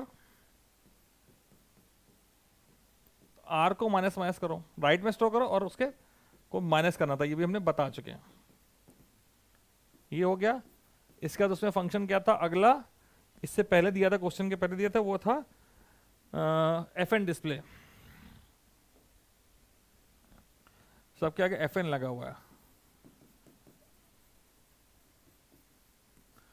लूप चलाओ, एरे को डिस्प्ले करो।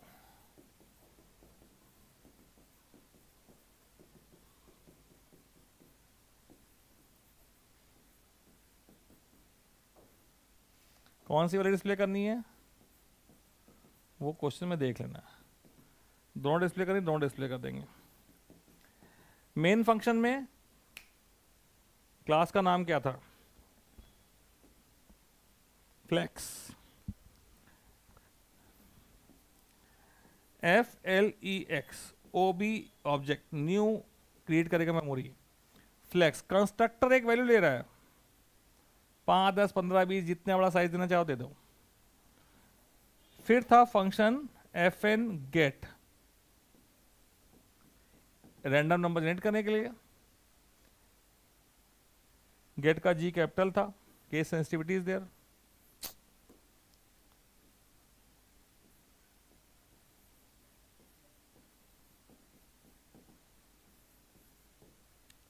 फिर एफ एन ट्रांसफर,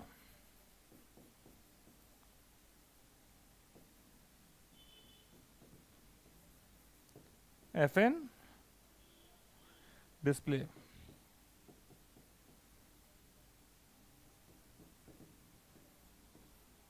ठीक है, हो गया पूरा क्वेश्चन। 20 तो कंप्यूटर एग्जाम है भैया, अब ऐसा पूछोगे।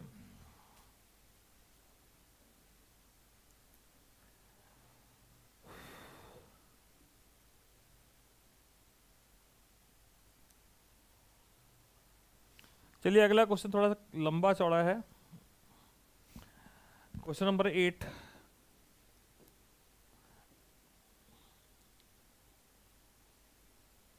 आसान सा है। Passing object to the function, topic सबसे डिफिकल्ट पड़ता है बच्चों के लिए, उस पर बेस्ड है। ठीक है कुछ नहीं, रुपए को रुपए से जोड़ने हैं, दो मनी ऐड करनी पर क्या दिक्कत है, रुपए पैसे के फॉर्म में है, जितना सबको आता है उतना सब कर ही लेते हैं। क्लास का नाम मनी, अपना सपना मनी मनी। दो वेरिएबल है, एक रुपए की फॉर्म को बता रहा है ये कितना पैसा। कंस्ट्रक्टर है, इनिशियलाइज करने के लिए, इनपुट करने के लिए कोई दिया ही नहीं है, यानी कि ये इनपुट का खेल खेलना नहीं चाहता। दो वैल्यू ले लेते हैं, आर और पी। रुपीस को आर से और पैसा को पी से इनिशियलाइज कर देंगे। ठीक, जहां तक दिमाग लगाना वो हम लिखते जा रहे हैं। अगला एफ एन शो, इस वाले क्वेश्चन में मेन फंक्शन के भी अच्छा खासा रोल होता है। इस तरह से दिखाना है, स्क्वायर ब्रैकेट भी दिखाना है क्या? इधर दिख रहा है, हम दिखा दे रहे हैं। डबल कोट में लिखा है square bracket R S double quote बंद 819 आर एस की वैल्यू है, आर एस की वैल्यू, उसके डॉट लगना है, फिर पी एस की वैल्यू आ रही है, उसका स्क्वायर ब्रैकेट लगाना है तो स्क्वायर ब्रैकेट लगा देना है, डिस्प्ले बन गया। दिमाग इधर लगना है, जहां लगना है उस पर टाइम खर्च करेंगे हम लोग इस पे। इस फंक्शन के प्रोटोटाइप को देखें, money is the return type, integer character float की तरह money is the return type. fn add function का नाम money m1 money m2, it is taking two object as a parameter named as m1 and m2. okay, add करके इन object की value को return करना है। ठीक है, दो ऑब्जेक्ट की वैल्यू रिटर्न करके करंट ऑब्जेक्ट में स्टोर कर सकते हैं, तीसरा ऑब्जेक्ट तो है, तो तीसरा ऑब्जेक्ट में करंट ऑब्जेक्ट में स्टोर कर लेंगे और उसको रिटर्न कर देंगे। पर ऐड करने में थोड़ा सा ध्यान देना है, अगले पेज पे मैं दिखाता हूं आपको। मनी प्रोटोटाइप को ध्यान रखें, fn add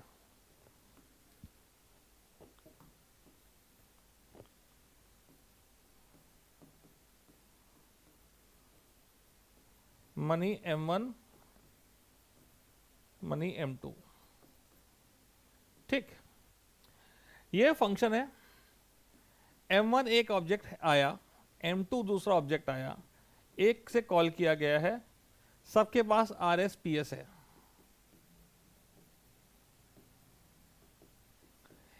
ठीक है, इन दोनों को ऐड करके इसमें स्टोर करना है, ये बात भी ठीक है। पर जब एक ही नाम के तीन तीन वेरिएबल आ गए तब तो बहुत दिक्कत हो जाती है। ठीक, दिक्कत क्या हो जाती है भैया, m1 वाले को क्या लिखेंगे, इसको लिखेंगे R S R S R S, तो कंफ्यूज हो जाएगा, तो हमें लिखना पड़ेगा m1 dot R S R S m1 dot P S, like this.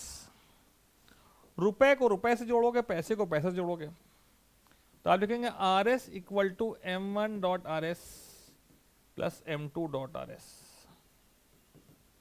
और P S equal to m1 dot P S plus m2 dot P S. ठीक, ये पहला कार्यक्रम। ये डॉट क्यों लगाना पड़ा, क्योंकि तीन ऑब्जेक्ट हैं, हर किसी के पास मेंबर डेटा का नाम सेम है। ठीक है, तो वहां पे ऑब्जेक्ट का नाम नहीं लगाओगे तो वो आइडेंटिफाई नहीं कर पाएगा। अब हमारे पास जो रिजल्ट आया उसमें आर एस की वैल्यू आ रही है 51 और पी एस की वैल्यू आ रही है 115, तो ये होना चाहिए 52 रुपये 15 पैसा। तो हम क्या करें, यहां पे आर एस में ऐड कर दें, R S equal to R S plus P S divided by 100,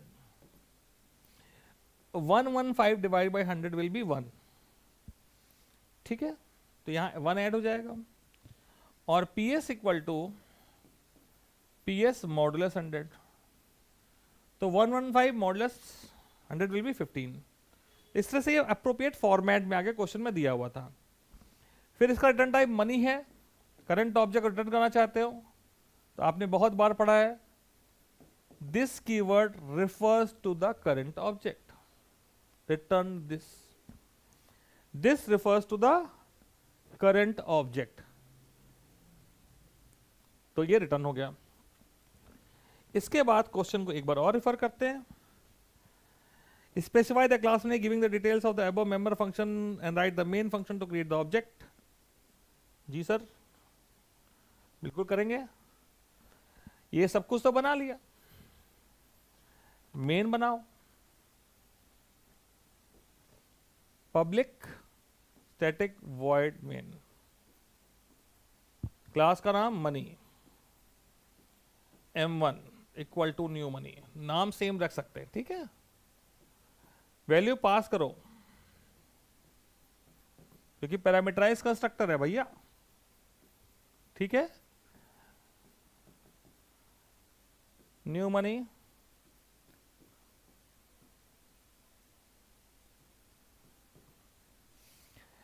जिसमें ऐड करना है उसका नाम m3 ले रहे हैं।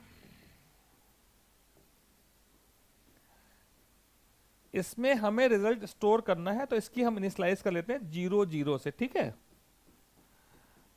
पर क्योंकि पैरामीटर ले रहा है इसलिए हमें वैल्यू भेजनी पड़ेगी, ऐसा नहीं अपने मन से कुछ भी कर दो, ठीक है। इनपुट के लिए कोई फंक्शन था नहीं, इसमें आंसर आना तो m3 में आंसर आना है। फंक्शन का नाम fn ऐड, किसको किसको ऐड करना चाहते हो, m1 m2 को ऐड करना चाहते हो। रिटर्न टाइप है, m3 से निकला m3 में गया, नहीं भी लिखोगे तो चलेगा, नहीं तो कोई दिक्कत वाली बात नहीं है। m3 में आंसर गया है तो m3 को डिस्प्ले करो। चाहो तो आप fn डॉट शो सबके लिए कॉल कर सकते हो प्रॉपर मैसेज के साथ। शो का एस कैपिटल है, जावा के सेंसिटिव लैंग्वेज है, तो पूरे नंबर आपको इस फंक्शन के मिल गए। 70 नंबर का पेपर है, 60 नंबर का डिस्कस हो चुका है, ठीक है। अब बाकी है 10 नंबर का क्वेश्चन, आपको लगेंगे 10 से 15 मिनट मात्र, ठीक। हम भी थक ही गए हैं।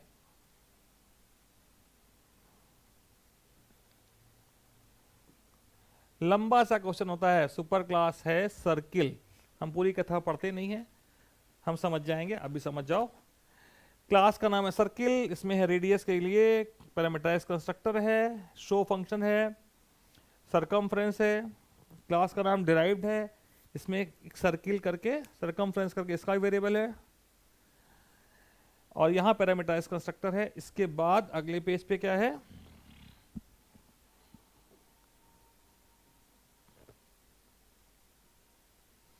फॉर्मूला दे रखा है। चलो देखो, बिल्कुल सिंपल सा खेल है, बहुत दिमाग नहीं लगाने की जरूरत है, बहुत ध्यान से देखिएगा। बेस क्लास का नाम सर्किल, ड्राइव क्लास का नाम सरकमफ्रेंस। मेन बेस क्लास नहीं लिखनी होती, सुपर क्लास नहीं लिखनी होती, सब क्लास लिखनी है केवल 5 नंबर के लिए। तो हम पहली लाइन लिखते हैं, class circumference extends circle, 1 number पूरा, क्लास सरकमफ्रेंस एक्सटेंड सर्किल, यहां पे ही लिख दें इसी में।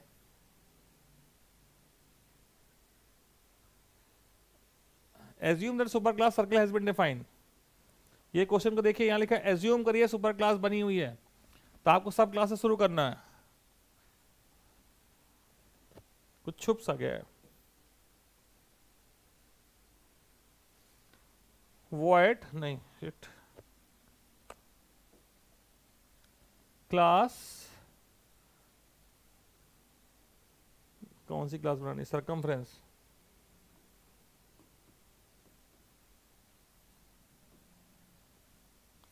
एक्सटेंड्स सर्किल, 1 नंबर मिल गया। इसमें मेंबर डेटा क्या था, सरकमफ्रेंस में CIR, और यहां पे radius, constructor double CIR, constructor का नाम सरकमफ्रेंस,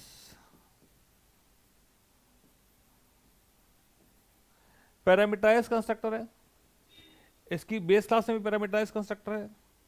इसकी बेस क्लास को क्या वैल्यू चाहिए, इसको क्या वैल्यू चाहिए, वो दोनों इस फंक्शन को पास होंगे। सरकमफ्रेंस यहाँ पे एक ही वेरिएबल है जिसपे हमें रिजल्ट कैलकुलेट करना है, यानी इसको कोई वैल्यू नहीं चाहिए। इसकी बेस क्लास को रेडियस चाहिए, तो हमने इसकी बेस क्लास को जो वैल्यू पास करनी है वो इसको दे दी, और पहला स्टेटमेंट लिखा सुपर, ये अपने बेस क्लास को दे दिया। सुपर फंक्शन ने क्या किया, super function is used to call the constructor of the base class, base class से कंस्ट्रक्टर वैल्यू पास कर दी, और इसने खुद के लिए यहां कर दिया इसको 0.0। फिर कहता है कैलकुलेट सर्कमफ्रेंस, एक फॉर्मूला लगाना है, क्या कौन सा फॉर्मूला लगाना है, सर्कमफ्रेंस यूजिंग द फॉर्मूला क्या 2 पाई आर void cal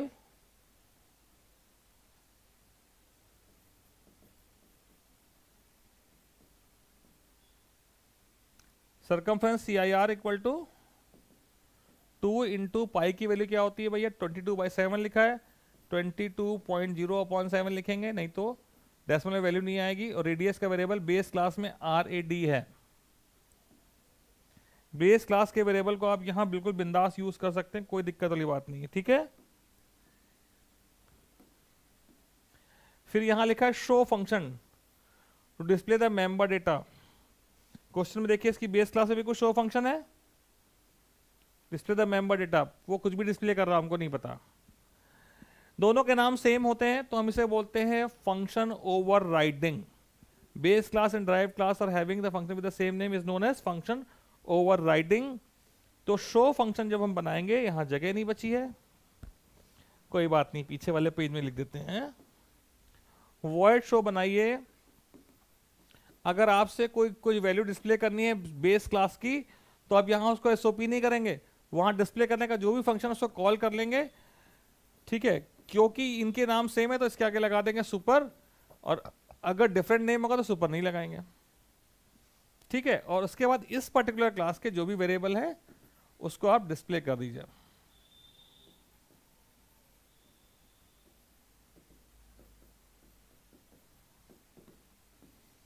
इसके मेन में लिखने के लिए नहीं आता है, ठीक।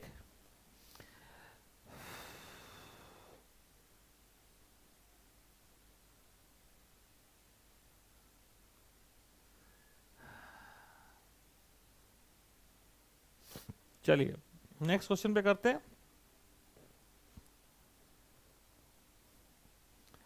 आधा इधर है क्या, आधा उधर है क्या।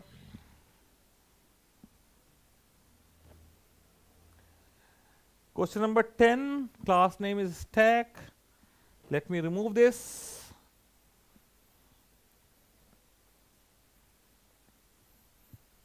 इसको देखना है, नोट करना है, पॉज करके लिख लेगा।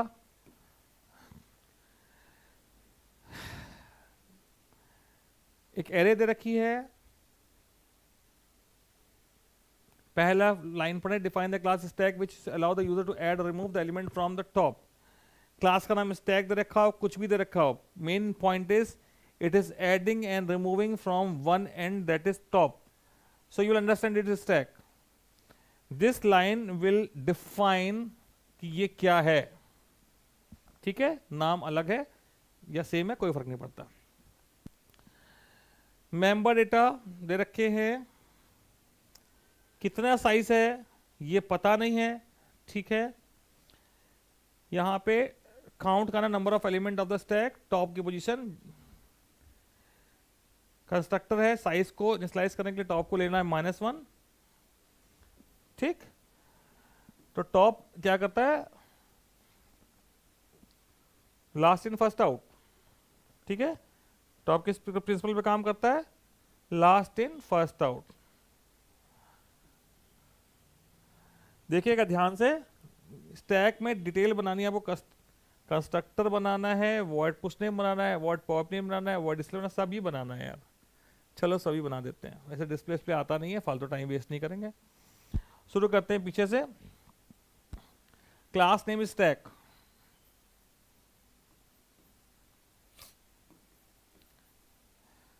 जो दिया है वो लिखते जाए। होल्ड करा नेम,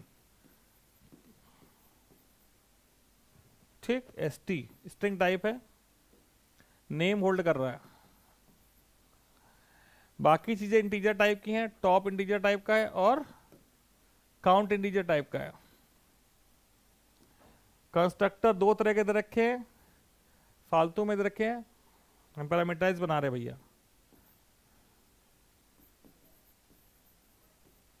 ये कैपेसिटी को ले रहा है, कैपेसिटी के लिए कोई वेरिएबल दिया ही नहीं है, ये CTR है,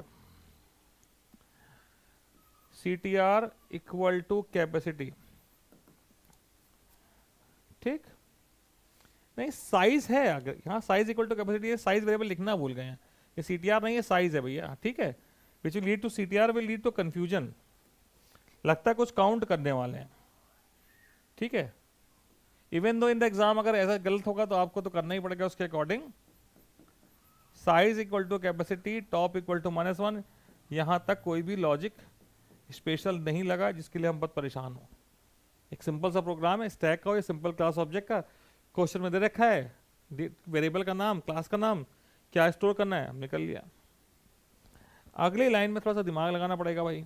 देखिए लॉजिक क्या होता है, स्टैक में ये स्टैक है, 5 एलिमेंट है, टॉप -1 पे है, ठीक। जब हम कोई डेटा पुश करते हैं तो वो क्या होता है, 0 में जाएगा। तो पुश करने में क्या हुआ, 2 स्टेप हुए, increment top then store. When we keep incrementing and storing, then also there is one issue.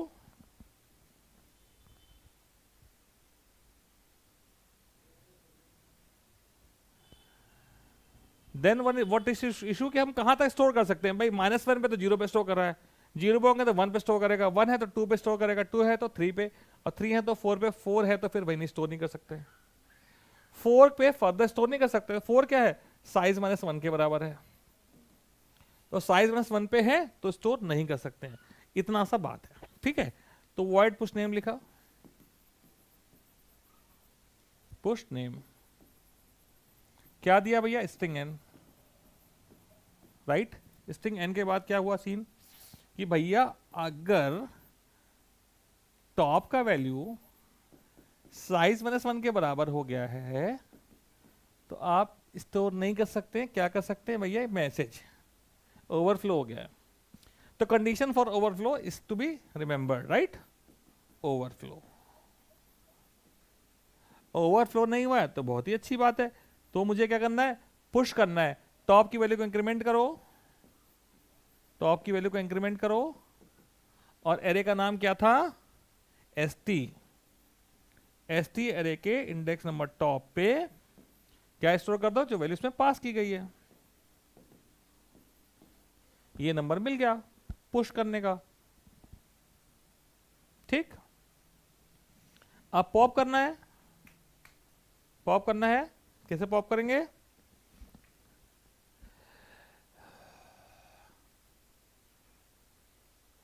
Okay ठीक है।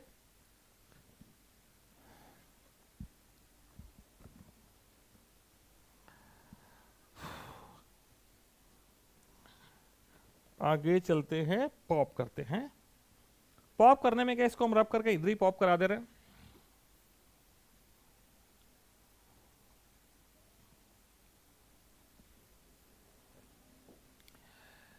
टॉप की वैल्यू -1 थी, एक बार पुश करा यहां स्टोर हो गया, टॉप के लिए 0 हो गई, एक दूसरे पुश करा टॉप यहां पे पहुंच गए, 1 हो गई, स्टोर हो गया। तो इस समय टॉप की वैल्यू सपोज करिए 1 है, तो यहां 2 जगह डेटा आइटम है, तो हम क्या कर रहे हैं, स्ट्रिंग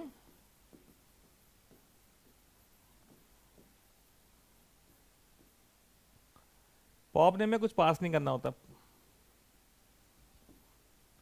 ठीक है।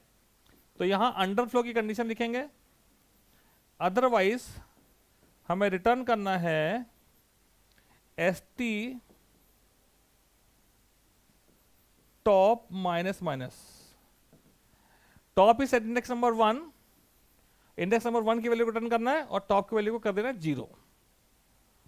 फिर दोबारा अगर कभी पॉप करते हैं तो 0 वाले को रिटर्न करेगा और कर देगा -1, और -1 अगर है तो उसके 2 मतलब होते हैं, या तो उसमें डेटा ही नहीं है, स्टोर ही नहीं करा, या जितना स्टोर करा वो हम रीड कर चुके हैं, ठीक है। तो remove the name and from the stock and return it if the stack is empty, display message overflow. पर यहां पे कुछ ना कुछ तो रिटर्न करना ही पड़ेगा, यहां पे हमें रिटर्न करना पड़ेगा, जगह नहीं बची है तो मैं यहां लिख देता हूं, यहां क्या आएगा,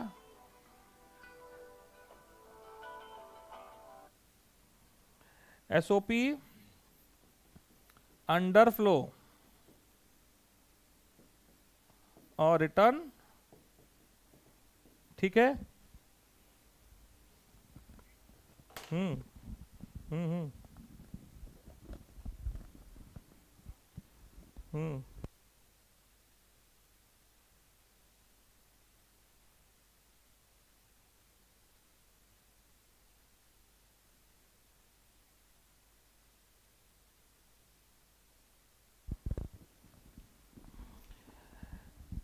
ठीक है बेटा, होली का टाइम है, लोग कॉल आ रहे हैं। अच्छा, आधा उधर रह गया।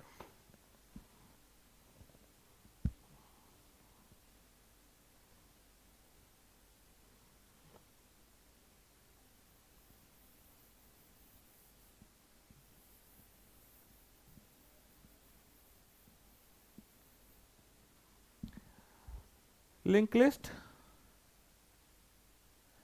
पे क्वेश्चन है,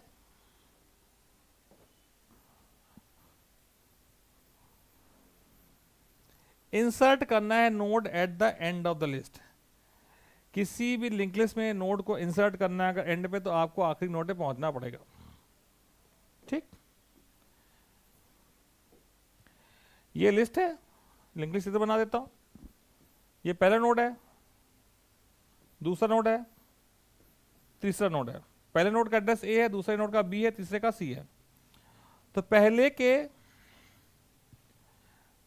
नेक्स्ट में बी होगा, बी के नेक्स्ट में सी होगा और सी के नेक्स्ट में नल होगा। तो आप पहले आपको सबसे आखिरी में पहुंचना पड़ेगा। तो यहां पे वॉइड इंसर्ट नोड फंक्शन में दो पैरामीटर दे दिए। हम यहां पे एक ले लेते हैं, node ptr equal to start node. Start node की वैल्यू को हम कभी चेंज नहीं करेंगे, ठीक है। स्टार्ट ptr की वैल्यू बिगनिंग कहां पे हो रही है, इसको हम चेंज नहीं करते। तो भैया ptr की वैल्यू क्या हो गई, a हो गई। ptr में क्या आ गया बेटा, a आ गया। ये पहले को पॉइंट कर रहा है, हमें एंड तक जाना है। तो हमने लूप लगाया while ptr arrow next. Arrow का मतलब हिंदी में क्या है, ptr के नोड, ptr के नोड में क्या है, नॉट इक्वल टू नल है। जब तक नल नहीं मिलता तब तक आपको चलना है। तो ए के नोड को चेक किया, ए के नोड में क्या है, बी है, बी नल तो नहीं है। तो हम आगे बढ़ गए। कैसे आगे बढ़ गए, ptr की नई वैल्यू बनाई, ptr डॉट नेक्स्ट, ठीक है। ये नोड नहीं, नेक्स्ट लिखना था मुझे, ठीक है। वाइल ptr नेक्स्ट, ptr की वैल्यू a है, a के नेक्स्ट में क्या है, b, नल नहीं है, लूप के अंदर गया तो a के नेक्स्ट में b है, तो ptr की वैल्यू क्या हो गई, b। अब वापस चला, b के नेक्स्ट को चेक करा, वहां c आ गया, तो फिर से कंडीशन ट्रू हो गई। तो b के नेक्स्ट में क्या है, c है, ptr की वैल्यू c हो गई। c के नेक्स्ट में नल मिल गया तो लूप से बाहर आ गया, c के नेक्स्ट में नल मिला, बाहर आ गया। अब यहां पे एक नया नोड जो है, जो सपोज करें कौन सा है, न्यू नोड। ये न्यू नोड है, न्यू नोड को यहां डाल दिया जाए सी के नेक्स्ट में। तो ptr arrow next equal to new node करेंगे, तो वहां पे आखिरी नोड में स्टोर हो जाएगा। लिंक लिस्ट एक बड़ा स्पेसिफिक टॉपिक है, ठीक है, तो उसको डिटेल में पढ़ाना तो संभव नहीं है।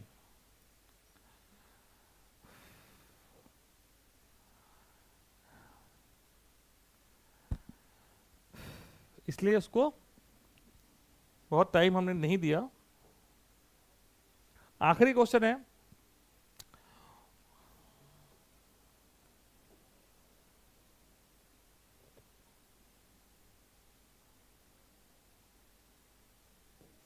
What is the degree of node E. ये नोड ई है, नोड ई के दो बच्चे हैं, तो इसकी डिग्री हो गई 2। Degree means how many children are there. Pre order traversal, 3 तरह से ट्रेवल कर सकते हैं, ठीक है। प्री ऑर्डर का मतलब रूट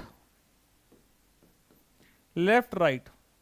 रूट ए है, सबसे पहले ए आएगा, ए के लेफ्ट में पहुंचे I, I itself is the root, तो आई आया, आई का लेफ्ट है नहीं तो राइट में पहुंचे, राइट में मिला बी, रूट लेफ्ट राइट है तो बी को लिखेंगे बी इट्स रूट, उसके लेफ्ट में आए, इसके लेफ्ट में कुछ है नहीं, वापस गए, तो वापस गए तो बी तो ऑलरेडी हो चुका है तो उसका राइट आएगा, रूट हो चुका है बी, लेफ्ट हो चुका है सी, उसका राइट आया D, D itself is the root, left है उसका E, E is also root, उसका लेफ्ट है जी, जी इज लेफ्ट क्योंकि उसका रूट है, उसका लेफ्ट है नहीं, तो ई रूट है, उसका लेफ्ट जी हो गया, उसका राइट एच लिखेंगे उसके बाद, ठीक है, ये पूरे हो गए। अब वापस गए तो बचा आपके पास केवल डी का लेफ्ट हो चुका है, right F. What is the height of the tree when the root of the tree is at 0, level 0?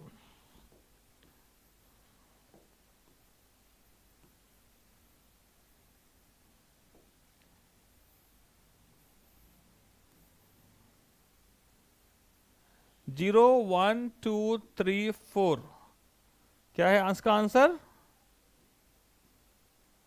4, ठीक है, लास्ट का जो भी एड्रेस होता है वही इसका आंसर हो जाएगा। ऑल राइट, तो that's all for the day. Good night children, आपसे मिलते हैं सैटरडे को। I hope things are very much clear to you.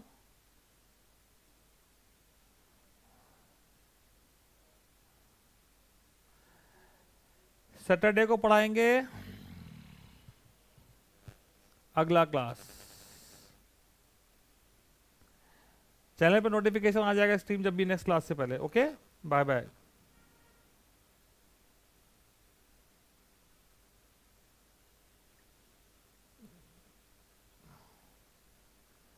बेटा टीटीएस में पढ़ाएंगे,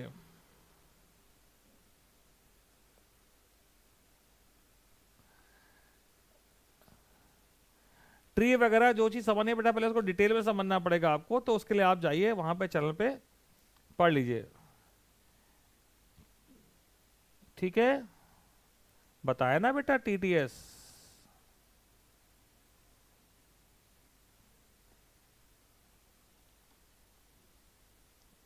ट्यूसडे,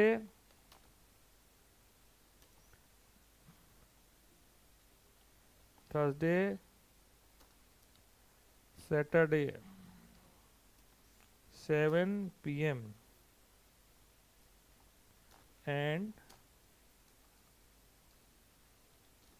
on 19th.